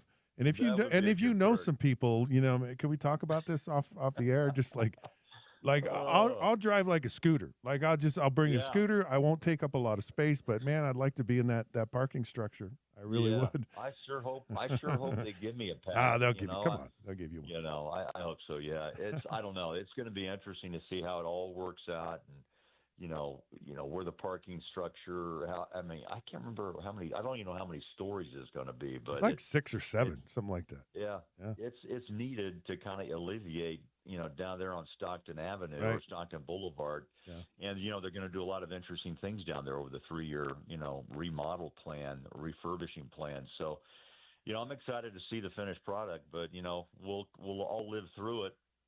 And it's little pieces by little pieces, of putting things together and how they get the building back in shape to host, basketball and the hockey next year as they continue these little, not little, but these off-season renovations is quite remarkable. I mean, Yeah. the Jazz have brought in the best of the best to make it happen, and so hopefully it's going to turn out great, and that especially, hockey fans see the ice, they're up close, they get to see both goals with good views, and that the Jazz fan base continues to be right on the floor. I mean, that's the Yeah. beauty of Delta Center is that they are such a part of the game and so close to the action. And hopefully, I think from what I understand, the architectural renderings, all that's going to hopefully stay about as close as you can to what it is today. Yeah, I think it's awesome that they're trying to be accommodating to both.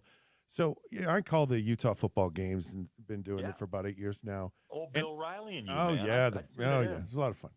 And the last couple of years, I've been kind of spoiled. I mean, we went to 4 Pac-12 championship games, two Rose Bowls.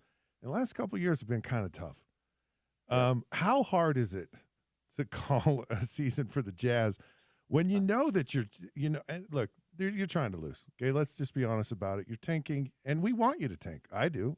Yeah. Right. But how hard is that night in and night out, knowing that, okay, our best option here is not to win?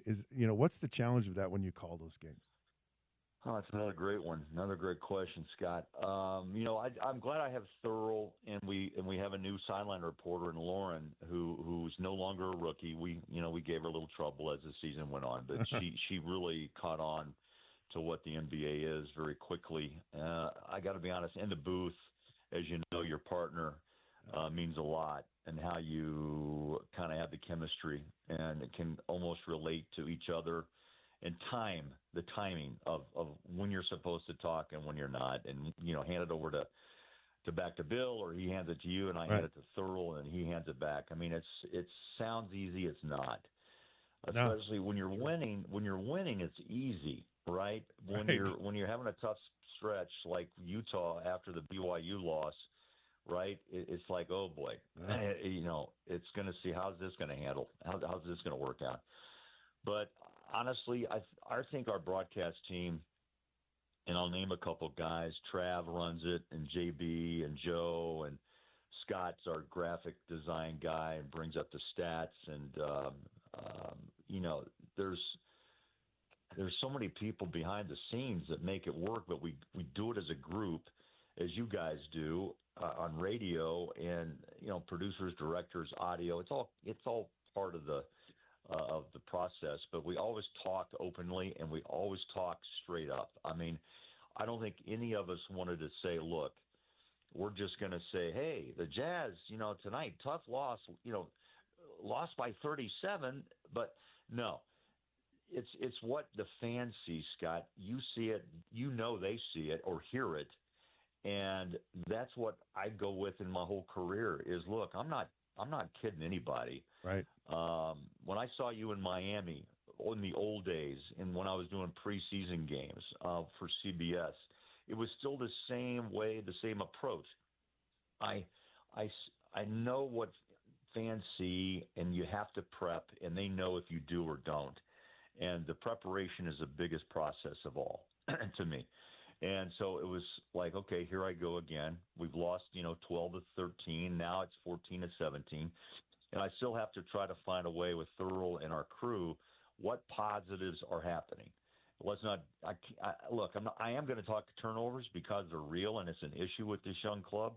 But I'm thankful that Isaiah Collier was chasing Stockton's rookie assist record over those last couple of weeks, where we had kind of a fun thing at least to follow. So you're always trying to draw something that the fan may have some interest in. But I'm definitely, during my entire career, I totally realize what the fans see, and they hear and see what I see and hear on the floor. And so I just try to relate that the best way I can. And working with Thurl, obviously to look at some of the positives and look at some of the growth of Filipowski and Collier and even Walker Kessler this year. Yep. Scott, in his third year, this is a huge year for him. He could have been a bust, and that sophomore slump would have stayed with him, but I thought he busted out really well. And you've seen that in your career. Players take more time than others. And I think the younger they are now at 18, Cooper Flagg just turning 18. Think about that. I didn't know what I was doing. Barely. I still don't know what I'm doing, so I can't. I can't imagine. But I think that's the other part too. Is fans expect so much because the pay is so outrageously high, and it does take time to adjust and mature into an NBA, NFL, hockey player at Major League Baseball, whatever it may be. And I think in the NBA, we're right up in front of it, and we expect a 19-year-old just to be a man. And maybe the body's there, but you got to grow into it in the sense of the mental side. And that the mental part of any profession is the biggest one to try to conquer. And there's only been a few who mentally you just say, wow. And LeBron, Jordan, Wilt, Chamberlain. You're going back in time. There's only a few guys that actually were able to do it physically and mentally. And it takes time to even try to achieve some of that. And maybe you don't even see it until they're gone. Maybe they decide to they decide to use their ability at 23 to jump and go as a free agent. And all of a sudden you're going, man, all the time we put into that guy, now look at him. And that would probably be the Goberts. Right. The Jazz did relish Gobert's, level of play for many years. Donovan has taken it even to another level. And when you watch the Minnesota Timberwolves, you see Gobert, Nickeil Alexander-Walker, Mike Conley, and Joe Ingles hanging on the bench. And you go, wow, that's Jazz 2.0 over there. And they're doing well. With Anthony Edwards. So it's fun. It's fun, but I'm hoping that good things happen next year. Yeah, you do a great job with it, and it's always a pleasure to listen to you guys, and because it is, you're getting the real stuff, and you guys are pros. But speaking of, you're talking about these young guys, right? And when I was one of those young guys and I was playing, I didn't think there was anything wrong with me, right? But now I understand why coaches always screamed and yelled, because you're screaming and yelling at these 19, 20-year-old kids who don't really know anything. And it's amazing that any of us ever won, ever really. So, hey, I really appreciate your time today. So what was that? Did you come out? Were you 4 years? Did you come out junior? Yeah. So what happened for me is it was my fourth year in school, so I redshirted, and so I still had a year left of eligibility, but I've been in school 4 years, and my year 1990 was the first time that juniors in mass came out. So there were, Junior Seau was in my draft, Emmitt Smith was in my draft, a lot of, in fact, John Randall, who wasn't drafted. He was a free agent after 12 rounds, still wasn't drafted. He, Hall of Famer. But and at the time I felt like, it's the worst decision I've ever made in my life, because I ended up getting drafted in the fourth round. I go to the Miami Dolphins, And having that extra year made me eligible for free agency, which happened in 1993. It gave me 4 years in the NFL, and you had to be 4 years to become a free agent. So that extra year actually helped me down the road. It was huge, down the road. But in the beginning, I was like, I don't want to go. I don't want to go sit between Don Shula and Dan Marino for 4 years every single day. Who would want to do that, right? And it was beautiful. Yeah. I mean, it was really. You want to play, but you had to learn a lot. Oh gosh. Are you kidding me? It was like, and I knew it at the time. Like I knew this is special. Like it, because the quarterback sat next to Marino or to Shula, and Marino wouldn't sit next to Shula, so I had to sit between them because their egos were too big. They couldn't sit next to each other. So great story. I had to sit between. It was priceless. You were the buffer. It was priceless. Buffer. Well, you talk about those preseason games; those were my Super Bowl. Like when, it was the only time I got to play. So it was a great time. No, it was fun to be in the booth with Greasy and Bo Camper and Nat Moore. Oh yeah, and to see you down on the field, I'm thinking, man. And they go, you know him? I said, well, I didn't really get to know him, right? But I said, I followed him. I know how good and what he is, the old lefty man. So, Greasy, as you know. Was quite a character. Oh, yeah. And Nat and Bo Camper, all those guys come from that old era. Yeah. That undefeated time with the Dolphins. But, this good talk, Scotty. I appreciate the it's been wonderful. Likewise. We'll do it again. Yeah, I'd love to. So thank you so much. Have a great day. I really appreciate it. All right, you too. All right. Thanks, Scott. You got it. There you have it. Craig Bolerjack, the longtime voice of the Utah Jazz. This is the Sean O'Connell Show here on ESPN 792.1 FM. When we come back, Paul Pugmire from the Black Desert Championship. That started today. We're going to chat with him. Stick around.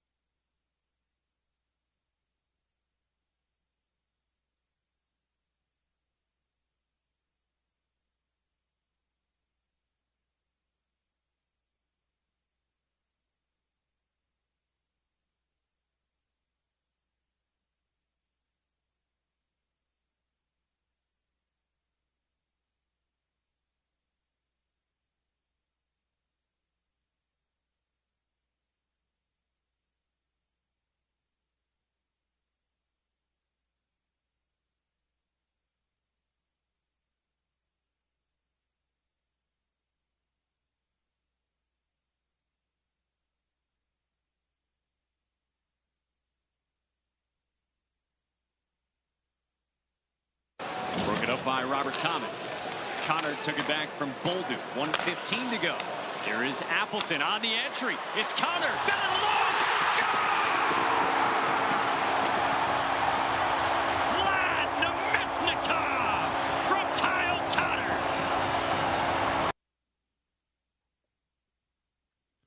Winnipeg Jets insurance goal from last night's Game 5 win over the St. Louis Blues.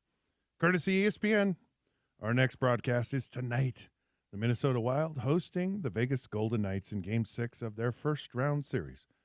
Coverage begins at 6 immediately after the drive with Spence Checketts. We are your home of the Stanley Cup playoffs. This is the Sean O'Connell Show here on ESPN 792 FM. I'm Scott Mitchell filling in for Sean. Welcome back to the program. Oh, man, it's been fun. A lot of basketball talk, a lot of Utah Jazz talk. So really enjoyed it, Coach Gordy and none other than Craig Bowlerjack. Listen, if you can't hear us on the radio in your car, you can listen live on ESPN700sports.com, ESPN 700 app. It's wherever you get your apps. And your smart speaker, just tell it to play ESPN 700. We're also on YouTube at ESPN 700 Sports Utah.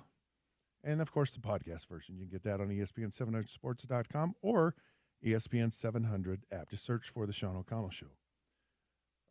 Joining us now on the program is none other than Paul Pugmire, the LPGA Tour Leaderboard Update brought to you by Uinta Golf. Experience the future of performance with Callaway. New shaping materials and an AI 10X smart face delivering up to 8 yards longer with even more forgiveness. Available now at Uinta Golf. I love forgiveness in my golf clubs and my golf equipment. I need lots of forgiveness with my swing these days. Paul Pugmire joins us right now. Paul, how are you doing? Doing great, Scott. How are you? Oh, I'm living the dream. Living the dream. Not a nightmare. So, we're liking it right now. It's Thursday. Good. It's Throwback Thursday. I'm on the phone with you. And are you down in St. George? Are you at the Black Desert Championship as we speak? I am at Black Desert. I'm standing kind of nearby the players scoring, and the player who looks like she'll end up being the first-round leader, Ryu, she just walked by, just finished her round, and she went low today, baby. Oh, do tell me, who is leading? What are some of the names we can expect to hear from this? Well, first of all, let's talk about the names. This tournament has 34 of the top 50 players in the world in this tournament. Players, names names you've heard. Players like Brooke Henderson, Celine Boutier, who just was in this group that just walked by. You've got Yuko Sasso, a two-time U.S. Open champ. You've got Charlie Hull. She plays a little bit later. She's at the tail end of the afternoon wave, so she has yet to go out. A lot of household names because 30 of the top players in the world are in this field. Plus, there's a local player that really matters, a young woman named Ali Mohal, just 19 years old, getting a start on her pro career. This is her first LPGA start, and she just started her round. Very cool. Where's she from, by the way? So she used to. She's from here at Black Desert. She lives here in Athens, Utah now. She grew up splitting her time between Henderson, Nevada in the winter and Morgan, Utah in the summer because her dad, Chris Mohal, is a PGA professional who did that with his career. He split his time back and forth. So she grew up playing Utah golf. We've known her for a long time. She drips talent, and she's ready to make the next move. Why did I not think of that? Why did I not grow up in the warm weather in the winter and then go to the nice summer weather in the summer in Utah?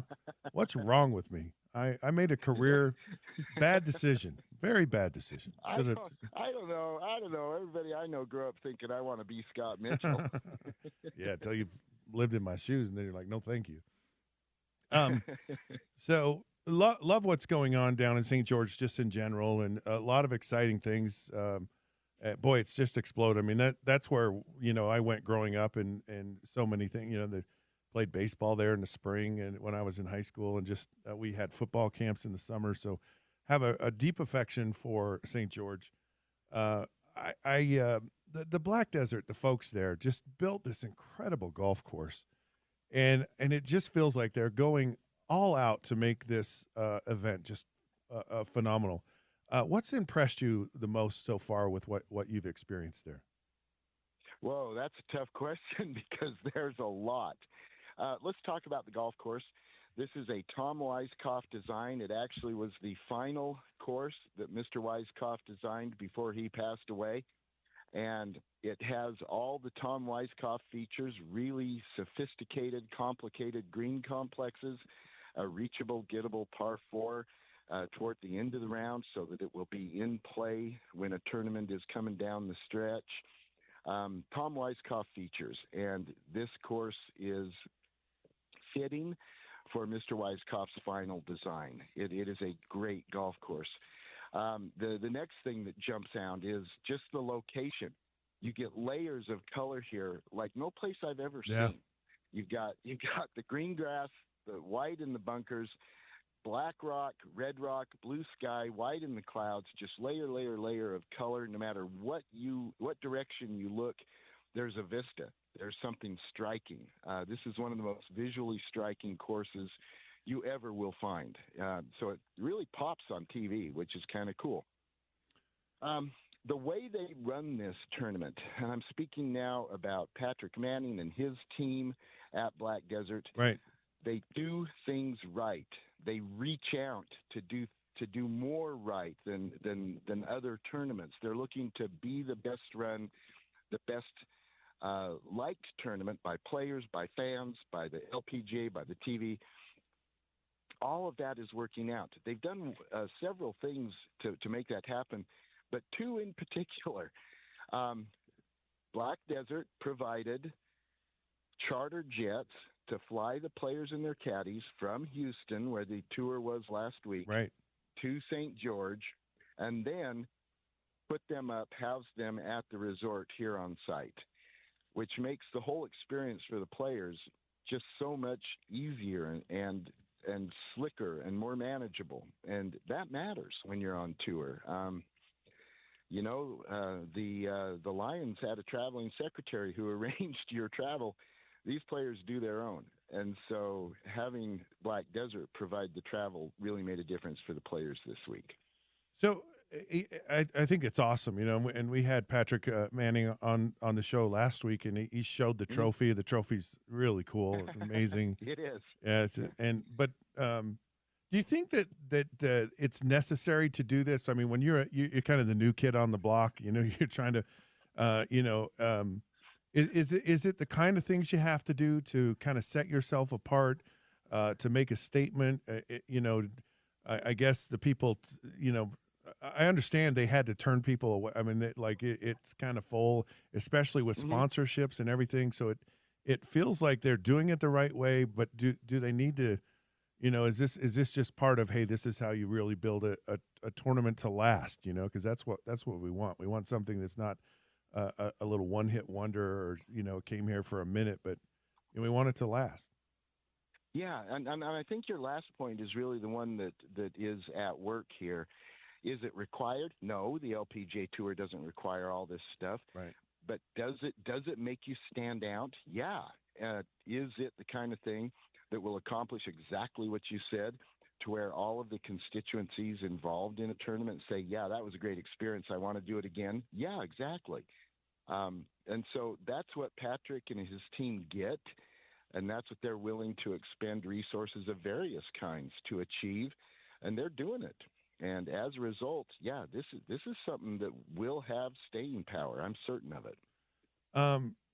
Why is it that they wanted both of these events? I don't. I know that the PGA Tour is far more popular. So what was the thinking? What's the strategy about getting both, and maybe specifically, an LPGA event? Two things are behind that. First of all is just Patrick Manning's commitment to and passion about the women's game, and seeing that there is a disparity in the way the two tours are treated and consumed, and wanting to close that gap, be a part of closing that gap. So a lot of it goes back to Patrick Manning himself and his vision.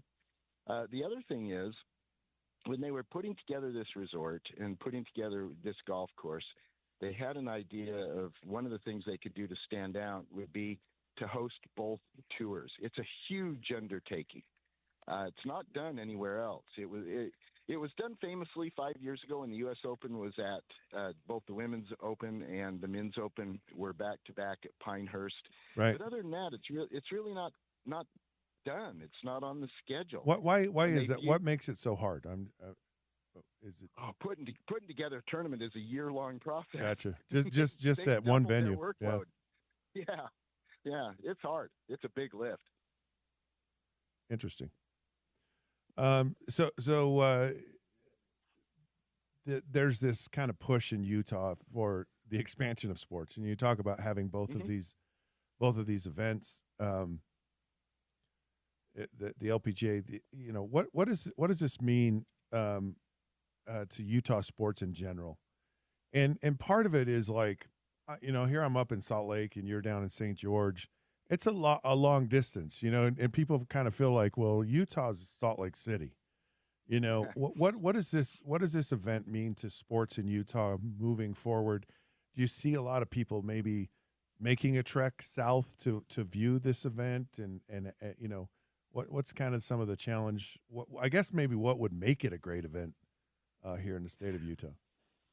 I think it will take a little bit of time to grow. I think there's an awareness that needs to grow with it. But, you are so correct. Sports are growing generally. I mean, the success of the Utah Hockey Club, do we dare call them the Mammoths now?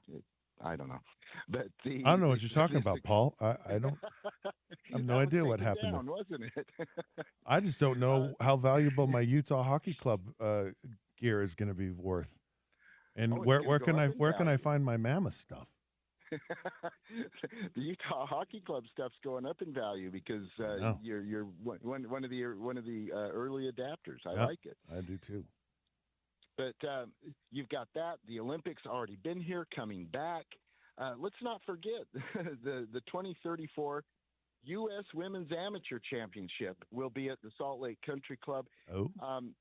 And this is a big part of that growth of sports in Utah, which all adds up to increase the awareness of Utah sports nationwide and actually worldwide. Look, seriously, the market and the intended reach for this resort at Black Desert is worldwide. And these events play a big role in developing sports in Utah, but also increasing the awareness of sports in Utah, both locally here and throughout the world. I do think that when more people, back to your question, more people in the Salt Lake Valley who know about this, they're going to read about a great tournament and great players and names they know. And they're going to go, shoot, I missed out. I won't miss out next year. Yeah, I've lived in parts of the country where they've had events. I lived in Orlando, close to Bay Hill, and would go to the event every year. Really fun. Really enjoyed it. And they had LPG events, and of course there's a lot of professional golfers that live in the Orlando area. And Annika Sorenstam was kind of in her heyday at the time, and she lived there. So fun to watch her go play. And I'm thinking about the distance and this course. I mean, it's striking. It's just so beautiful. It's so appealing. How unique?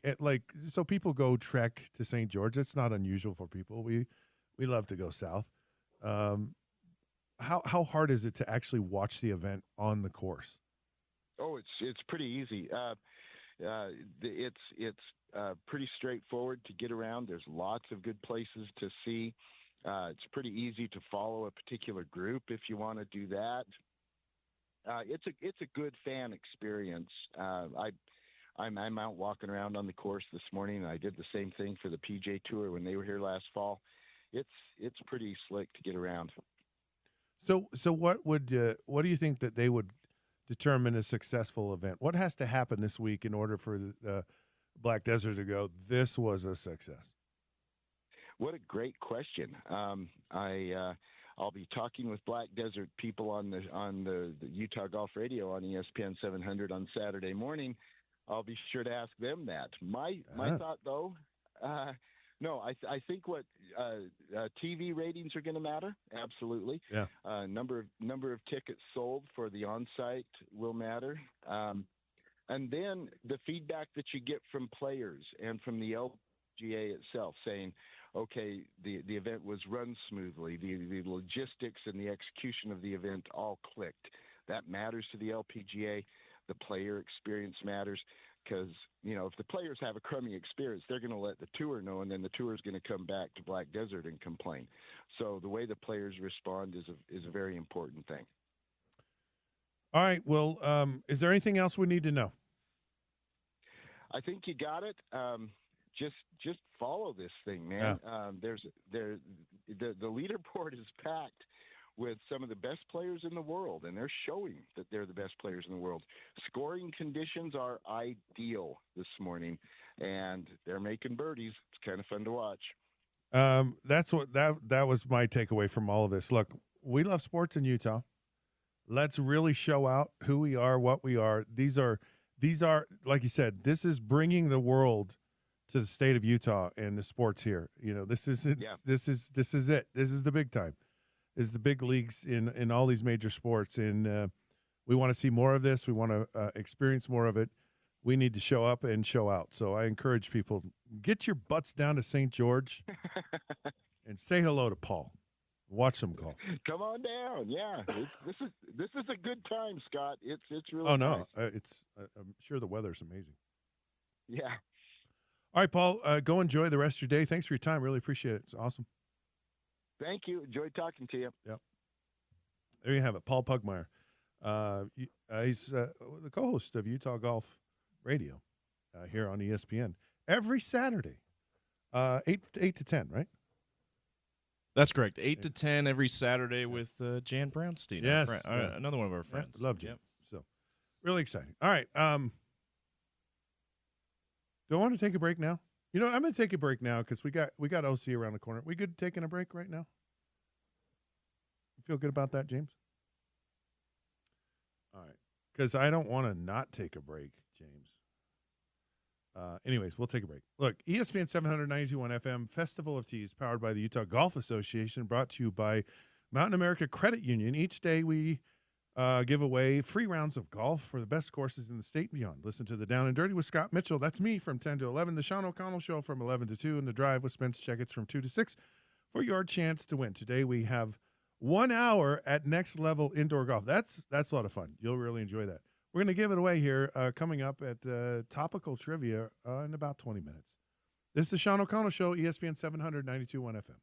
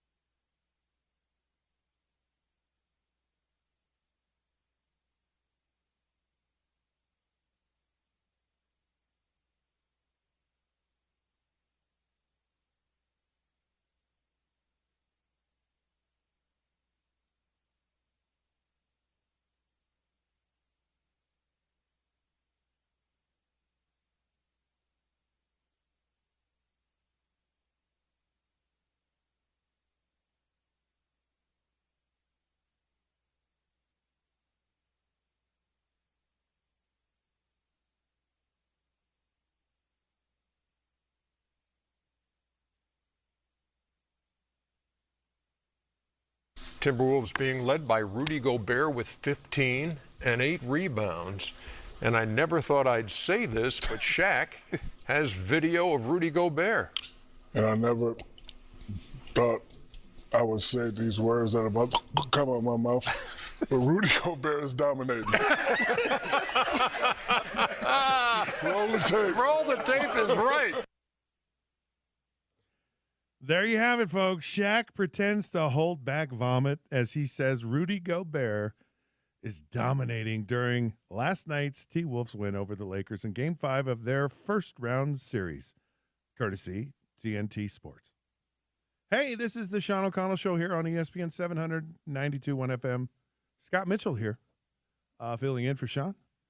We've had a fun couple of days, and, of course, we always feel very fortunate when we have the show's namesake actually tuning in. So Sean O'Connell from Orlando is joining the Sean O'Connell Show here in Utah.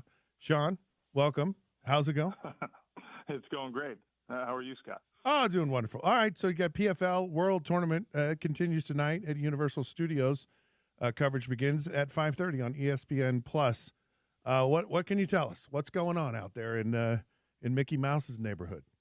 Well, I'm partial to this particular event because it's my weight class. We got light heavyweights, which is 205ers, and heavyweights, which is anyone from 205 to 265. So the big boys, which means a lot of power, and one punch, one kick, one knee, one whatever really can change things in these fights. So a good reason if you're a casual MMA fan to watch there. I'm expecting some big time finishes, and then we've got a couple former champs fighting each other. We've got some rising prospects fighting each other, which has kind of been a theme of this PFL tournament so far. So a lot of things to look forward to, and everyone likes the big boys. So watch on ESPN Plus at 5:30, and then we'll be on ESPN2 for the main card. And I guess that will start at doing the time conversion. That'll start, I believe, at 8 o'clock in Utah. Got it. So you're a light heavyweight. See, I'm a heavyweight. I used to be a light guy. Now I'm a heavyweight. That's my classification. My classification, Sean, is they just shake their head and they say no. You there's no room for you here. You just go on with your life, son. You would have been a problem back in your prime because a big guy with a long reach and a little footwork and a little athleticism in the fight world, they go a long way. So well, and my plumber physique as well. So also that, yes, also that. I got a lot of stuff going for me. Injury. Yeah. So some interesting things going on here back at home. Love to get your thoughts on the Delta Center renovation has come out. So they're actually trying to. I don't know if it's a compromise, but it's a solution that actually kind of benefits both of these the professional teams who share the Delta Center, the Utah Hockey Club. We think that's their name. It might have changed. We're going to talk about that in a minute. And the Jazz. So the Jazz kind of lose a few seats. Hockey gains some seats. This whole dynamic of the seat reconfiguration will actually be able to take place, but the renovation is going to go on for several years. And it should give everyone who watches whatever team still a really good fan experience. Your thought about this renovation, kind of these new details that have come out? Well, actually, yeah, I think it's cool. I had a conversation with one of the ticket concierges because my family we purchased some hockey tickets, and when the renewal came up, I was like, we're thinking about there used to be at the Delta Center, there used to be kind of at the ends each goal there was like this cliff, right? So you had the seats that were on the floor, and then where they rolled back all the bleachers effectively, like an old high school gym. Yeah. And then there was a front row of seats there that was kind of lower bowl, and then I think there were maybe four rows, and then you would get to the upper bowl after that. And that cliff was a wonderful place to sit. And I was like, I want to renew my tickets, but I want to renew them right there. I want it to be on the front row of that cliff because you get an unobstructed view. It's fantastic. And she was like, oh, those those tickets don't exist anymore. Oh. I was like, what are you talking about? She said, no, that the reconfiguration of the Delta Center means that cliff goes away and everybody gets a better view. There's no obstructed views of the ice for hockey anymore. And, it's just trying to thread this needle and put an ice rink in a basketball arena or lay a basketball court down over an ice rink and to use it like Boston does the Garden is a really, really sincere undertaking, especially when the arena was not purpose-built for that. So I think it's pretty cool that they're finding a way, and obviously very, very intelligent people have figured out how to engineer this to try to optimize both experiences. But I keep coming back to the thing where it's like, it's a very first world problem. Like, I don't get those front row unobstructed view seats that I thought I was going to get. But we have an NBA franchise and an NHL franchise in our market now. And I'm sure the novelty of that, the fun of that will wear off at some point for me, but it hasn't yet. And I just think it's fantastic that they found a workable solution for the Delta Center. Okay, so tell me about your tickets then. You renewed them, I assume. Yeah. And you bought a seat that doesn't exist today. Oh no, I didn't buy it because I wanted to move. Oh. I wanted to move my seat to that top of the cliff. And we're kind of in the attack corner, right? On the attack side, we're in one of the corners, sort of above where the basketball tunnel would be. Right. And because of the configuration of the arena and the ice and stuff, there was just you would lose just the near corner, like sitting in those seats. Gotcha. If the puck ever came in to the actual corner, inside, or I guess you'd say outside of the face-off circle against the boards, you would lose the clear sight line on those from our seats. And that won't be the case anymore because of the reconfiguration. So you just keep the seats. The same seats. Yeah, we kept the same seats, which are going to be still in that attack side corner.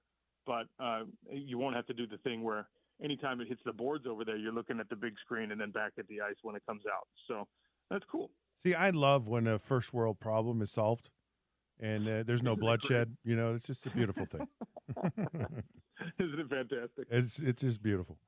In fact, I have so many first world problems that, I love when I solve them all. It's just, I sleep better at night. Apparently the Utah Hockey Club accidentally leaked the Mammoth name via a change in the handle on their YouTube channel. So I think it's a secret that's not really a secret to anyone. Your thoughts on, do you like Mammoth? Your thoughts on, I don't know, just the whole, do you think they really leaked it out? Do you think it was an accident? And do you like the name? I love the name. When we narrowed it down to the three possibilities that everyone got to vote on, I thought Mammoth was by far the best one for me. I've talked about it on the show before. I don't necessarily think that the proposed logo that they gave us in the vote was the best logo you could come up with for Mammoth. A lot of, graphic design people on Twitter were able to come up with cooler logos, so I hope we go with something like that. But at the end of the day, I think it's great branding. It does have a connection to the state of Utah. Obviously, down there in San Pete, we've got, mammoth skeletons have been found within our state's borders. It's a great, powerful, cool, it's just awesome. I love it. I'm obsessed with prehistoric life in general. So on a personal level, I think it's great. I think it's better than Utah Hockey Club. I think it's better than Outlaws. It's more creative and more unique than Outlaws. And you can just do a lot of fun stuff branding-wise with it. I think that, this happens when you're building a brand or thinking about launching a brand, probably assigning social media interns to do some things on a brand.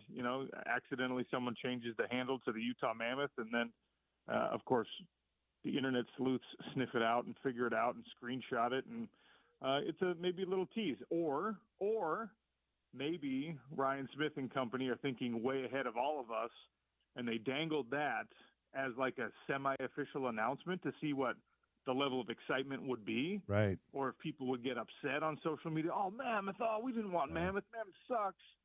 And then they would be like, oh, just kidding. We're not going to do this one. It was actually Utah Hockey Club or Outlaws all along. So, sometimes these billionaires are playing chess when we're playing checkers, Scott. So I allow for all possibilities. I'm with you. I just don't think things that happen by accident. They seem very intentional with everything they do. They're pretty marketing savvy, and and brand savvy. So I would not be surprised at all with any of this. So, and I like the name too. I just wonder if it's going to be like the Ice Age mammoth, kind of the cute furry Ray Romano one, or if it's I want a kind of a mean feisty one. All right, I want to do something, and what I want to do is, the draft's over, right? So what we do after the draft. We get ready for next year's draft, right? So there's already mock drafts out for next year. And when I saw this, I almost threw up. And but then I started reading, and I became very intrigued and very shocked. And I'm going to tell you why, and I want your thoughts on this. So I'm reading through next year's mock draft, right? And they're listing the teams where they think the teams will end up in the season. And I get to number 12. Mm-hmm. And the number 12 mock draft for next year, 2026, is Spencer Fano. And so now I'm like, well, hey, this mock draft isn't all that bad, right? I'm now not give us a break. Give us 5 minutes to kind of get over this year's draft before we start next year. So I continue reading because Spencer Fano's on there. Well, then I get down to number 23, and it's Caleb Lomu. And so here – Utah's 2 starting offensive tackles are projected already in mock drafts for next year to be first-round draft choices. I don't know if this ever happened ever, and is this just way, way, way too early, or is there any validity to this statement? Well, when you talk to offensive line guys, and Jeff Schwartz comes on the show quite a bit, and he's going to come on the show tomorrow, and we'll probably talk about exactly this. There's Fano especially. The offensive line community is super enamored with his abilities, and then you've got Lomu, who's a bookend and playing what is oftentimes, this better than I, what is often considered to be the more premier position of left tackle. Yeah. And he's younger and has excelled at it, and has been, I should say, younger experience-wise, and has excelled at it and been awesome. And those two bookends being projected first-round picks, it's never happened for Utah. It would obviously be incredible. I don't know how many times it's happened even for Wisconsin, Alabama, right, Michigan, Ohio State, Notre Dame, these offensive line factories. It would be really cool to look up those numbers, but the more exciting thing for me in that projection is even if they're both third-round picks, Scott, right, that means you've got 2 NFL tackles, right, bookending things for a brand-new offense, and for Devin Dampier, who's an incredibly dynamic quarterback who, by the way, maybe the most unique and singular characteristic that separates him from all of the quarterbacks is how hard he is to bring down in the backfield, how few sacks he takes. So, all of that projects to the offense, and there are plenty of question marks, and you still have to figure out the wide receiver room and things like that. But if you've got a great offensive line and you've got a quarterback who's elusive, you should be able to get some plays off at the very, very least, and that's the most exciting thing. Of course, I want to see these guys go on to be first-round draft picks. I want to see Spencer be an Outland Trophy winner. I want to see a top 10 pick for him. But even if you have 2 NFL guys on that offensive line playing together, that's really significant for the University of Utah. And that says nothing of the experience you have on the interior of the offensive line and the size you've got in Tongai at your left guard. It is really probably the strength of the team, not just the offense, but the team this year. Yeah. What's really kind of got my attention about it was this it's just like, wow, this is a national publication. This was on ESPN. This was not here locally. It wasn't, somebody's podcast. It wasn't, some fan, this was a nationally recognized outlet. And you talk to Kyle Whittingham, and he's beating teams off with a stick, in the offseason, trying to keep these guys. And they paid him a lot of money to keep them here, and they knew the value in them. And then talking to Jason Beck, and his top comment is one of the great things that I've discovered out of spring football is we have an offensive line that really gets the new system and what we're doing here. And he was just like, it makes it so much easier when you have the talent and you have the continuity of this offensive line. that you really, he goes, we can really kind of accelerate our implementation, which ultimately down the road, just gets us so much further ahead. And he just, so you have all these people independent of each other and at different times, recognizing the value of these players and how good they are. And then I spent a significant amount of time watching, and specifically watching this offensive line, and there's just something different. There's just an athleticism, there's a capability, there's a mindset with these guys, and so that should give you a lot of optimism and hope.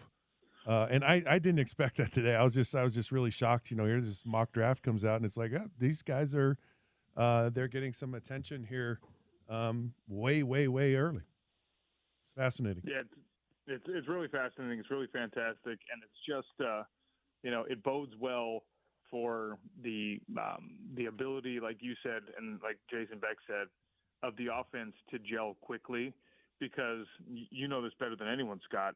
Yeah, you got to be on the same page as quarterback and everyone running out in the route tree and things like that. But if your offensive line is having communication struggles or adjustment to the defense's struggles or whatever, nothing gets started, right? Yeah. Defender in the backfield, the run plays don't get going. Defender in the backfield, the quarterback has to throw the ball off schedule or get sacked or whatever. And now your offense, you're behind the sticks. And the fact that the offensive line should be good means that everybody can be, dare I say it, like a little bit more average, and you still should be able to be productive. Yeah, it's you're a Utah fan. You should just be that you should be excited about this, and you at least are going to have a shot, right? You're not going to be like running for your life. They're going to be able to run the football. They do have the dynamic quarterback, so there's a real shot here offensively to get some significant production, and they have that. They're going to be in every game. All right, Sean, unless you have something that you just want to say, we're going to let you go from your show. You're relieved of your duties today, so I'm going to let you stay on clock because I never do. So I appreciate you doing that for our listeners, and thanks everybody for listening. Thanks to Scott for filling in. Tune in tonight on ESPN Plus and ESPN2 for the PFL World Tournament, light heavyweights and heavyweights. Phil Davis, Rob Wilkinson in a main event. And your boy, Sean O'Connell, will be calling the fights yet again. So going to be a fun night. Everybody have a great one back there in Salt Lake City. I will be on the show tomorrow. Yes, you will. So I appreciate you giving me the day off. Thank you very much. All right. Enjoy it, Sean. Really appreciate it. Thanks, dude. See ya. You got it, buddy. All right, there you have it. Sean O'Connell on the Sean O'Connell Show from Orlando, Florida. It's kind of fun to just say that, just to kind of say, yeah, that's true. 2 Utah offensive linemen are projected in a mock draft already to be first-round draft choice. Insane. We're going to come back in a minute, do a little crosstalk, topical trivia. You can win some golf stuff. We love to give away golf stuff. This is the Sean O'Connell Show here on ESPN 792.1 FM.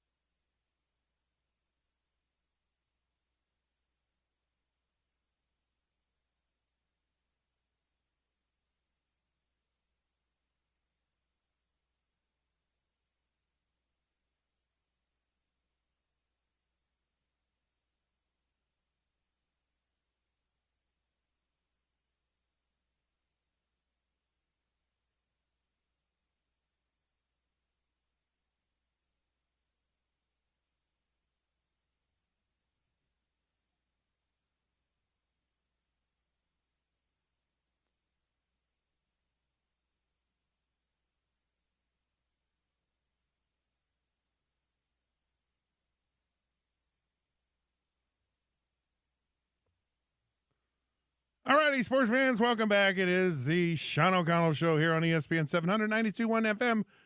Scott Mitchell here, filling in for Sean today. He'll be back tomorrow. He's in Orlando, visiting Mickey Mouse and Harry Potter. Of course, he's doing his Pro Fight League stuff, so that's exciting for Sean. We're really, it's fun to do the show. I really enjoy it. Appreciate Sean allowing me the privilege and the opportunity of filling in while he is away. Hope you're enjoying the show. It's been a lot of fun. Fascinating stuff. Great conversations today. Really enjoyed it. Right now, we're going to give away our topical trivia. It's 1 hour at Next Level Indoor Golf, part of our Festival of Tees, brought to you by the Utah Golf Association and Mountain America Credit Union. All right, so here's the question. You text in the answer to 877-353-0700, and you win 1 hour at Next Level Indoor Golf. The question is this. All right, are you sitting down? The question is, how many of the top 50 LPGA players are participating in the Black Desert Championship, which started today? How many of the top 50? So I'll give you a hint. You can't say more than 50. Okay, so it's 50 or less, somewhere in the range between 1 and 50. So don't say 51, but say something under 50. That's the question. If the top 50 LPGA players are in the tournament and your hint is you can't guess more than 50, right? That's not a hint, Scott. Well, that's not a hint at all. Well, no, because if you go, well, there's 51, that's too many. Well, I think it's implied that the limit is 50 if you're asking how many of the top 50 are there. Right. So 51, like don't say more than 50 is not a hint, my friend. Well, it's not the answer. But it's also not a hint. Well, a hint would be like, hey, it's more than 10 and less than 25. That's a hint. Don't guess more than 50 as an insult to people because you're basically calling them idiots. Well, no, I am calling them idiots, but in a kind way. Oh, okay. I'm being sarcastic. The point, Spence, is we don't actually want to give them a hint. Okay, fair enough. But don't call it a hint then. Okay. Well, no, see, that's my sarcasm. Gotcha. That's where it's like it's my attempt to be humorous on a radio show. Gotcha. All right, on your poll. Let's do the poll. Okay. All right. Hello, so Scott. The poll, how are you? I'm doing good. How are you? And how's Duke? Duke's good. Duke is good. Yeah, I enjoy seeing Duke and you as well. Thank you, sir. So listen, so we're gonna do this. It's the 10 supposedly hardest teams to be a fan of. Oh. Okay. Okay. So there's not more than 10. All right. There's only 10. There's only 10. Okay, gotcha. But there could be more. Maybe you don't like the list and maybe you want to add one. And I won't be offended. All right. All right. So according to, I don't know, a survey done, I think it was on ESPN or somewhere around. Here are the top 10. Number 1, the New York Jets. These are football teams. Okay. Number 2, Cleveland Browns. Number 3, Chicago Bears. 4, the Las Vegas Raiders. 5, New York Giants. I guess people in New York having a hard time. 6, Tennessee Titans. 7, the Cowboys. 8, the Dolphins. 9, the Phoenix Cardinals. And 10, the Vikings. That's a pretty solid list. I mean, as a Jets fan, I like that we're at the top. Should be at the top. So you're a Jets fan. Is it hard to be a Jets fan? Well, I mean, I'm not as much of a fan as I used to be. When you get in this business, you have to be a little bit more agnostic. But it's been such a horribly run franchise for years. I like the Browns. At least the Giants have a couple of Super Bowls that isn't, 70 years ago. Yeah. The Jets are the top, feel right. But you were a Dolphin. Yeah. Is it hard to be a Dolphin fan? Well, see, so people ask me through the years to go, what's your favorite team, right? And I always say, I typically say my experience. Like I just love my time in the NFL, like everywhere I went. And the one team that's not on here is the Cincinnati Bengals. Oh yeah, okay, which is now maybe I see it from a player perspective. Like you don't want to be a player, because the fans in Cincinnati were actually pretty good. Well, and currently they've got a lot to hope for. Yeah. Right? Yeah. With Burrow and Jamar Chase and such. It's shocking to me that the Cincinnati Bengals have now been to 3 Super Bowls and the Detroit Lions have not been to any. Yeah. I will tell you, some of the greatest fans are Detroit Lions, and they find pride in their long suffering. Okay. Like they actually, it's not hard for the they like the suffering. Like if you've lived through a Michigan winter, it's not fun. And the people there, they relish it. They may be sadomasochists. Like it's like their identity. Yeah, they like pain and torture. Yeah. Yeah, I mean, with the Jets, like, they haven't won a Super Bowl since '69, right? Right. But they have won a Super Bowl. But also, there's, like, if they haven't been close, I mean, there's no hope, right? No. Even, like, the Rex Ryan teams, you go to the AFC Championship game, but your quarterback's Mark Sanchez, and even as a Jets fan, it was like, all right, we just reached our peak. We're not advancing past it. We were lucky to get there. Right. And since then, there's been zero hope at all. Like, as a Jet fan, you enter the season every year knowing that you don't have any chance. And this year is another year. Even with Aaron Rodgers last year, no part of me thought that was going to work. So the Jets have to be at the top of that list. That feels right. Yes. Now for me with this list, going back to the Dolphins, like, actually, I love, like, Miami was awesome. I bet. Like, it was a great place to play. What you ran into, though, is you ran into transplants. Mm-hmm. And a lot of transplants were from New York. Sure. Yep. So the only time we sold out, when the Giants came, when the Jets came, when the Bills came, it sold out. You know, 78,000 people. You know, normally you'd have like 65. And we were good. You know, it was a really good team. You know, it's like, yeah. And there's so much more to do there. Yeah. Right? But the fan base, I base fan bases off of when you travel to other cities. Oh, okay. And there was always a fan base everywhere we went. A lot of Miami Dolphin fans, like, around the country. You did. I believe it or not, I experienced the same thing in Detroit. Mm-hmm. Like, there were a lot of fans. But on this list for me, I don't think it's hard to be a Vikings fan. Cardinals to me might be number 2. Like the Jets? Just, yeah, that's one. Cardinals too. I don't know. Maybe the Browns. The Browns are just. I mean, you talk about inept, and you talk about there's no hope. But they always they always seem to do the dumbest things in the world, and they are one of the few teams never been to the Super Bowl. I mean, even the Cardinals have still been to a Super Bowl. Yeah, I don't see the Bears, like there's, I don't know, there's just a culture with it's the Bears. You know, they've been around forever. I don't see them as a hard. The Giants, same thing, and the Raiders, if there was a team, and if you just based it off of like, kind of a vibe. Like, for me as a player, like now all I care about is what helmets did I collect in my career. Mm-hmm. I'd love to have a Raiders helmet. Yeah. I would have loved to have worn that uniform. Right? And I think it would be fun. I think it'd be actually quite easy to be a Raiders fan. I would agree as far as, like, the culture of the Raiders seems to be like a cool culture. Right. You know, like the shield. You know, back in the day when I was growing up, you know, it was cool to be a Raiders fan. Al Davis, just win, baby. Maybe the Raiders thing has just been so long since they've been relevant, which is why the Bengals probably aren't on that list, because Joe Burrow and Jamar Chase, like, there's a lot to hope for right now. The Vikings seem to have currently a lot of hope as well. I don't know. I'll have to look at the criteria for the list. How much of it is, like, historical? How much of it is right now? Because I would say the Browns, like the Jets, both currently and historically, pretty anemic, you know? So how much of that is, like, hope this season? How much of it is the entire history of the organization? Where did you say the Lions were on that list? No. They're not on the list. list. They're not on the list. See, that has to be hope right now, then. Right. That has to be how good the Lions are right now. Yeah. It probably feels that way because you have the Cowboys on the list.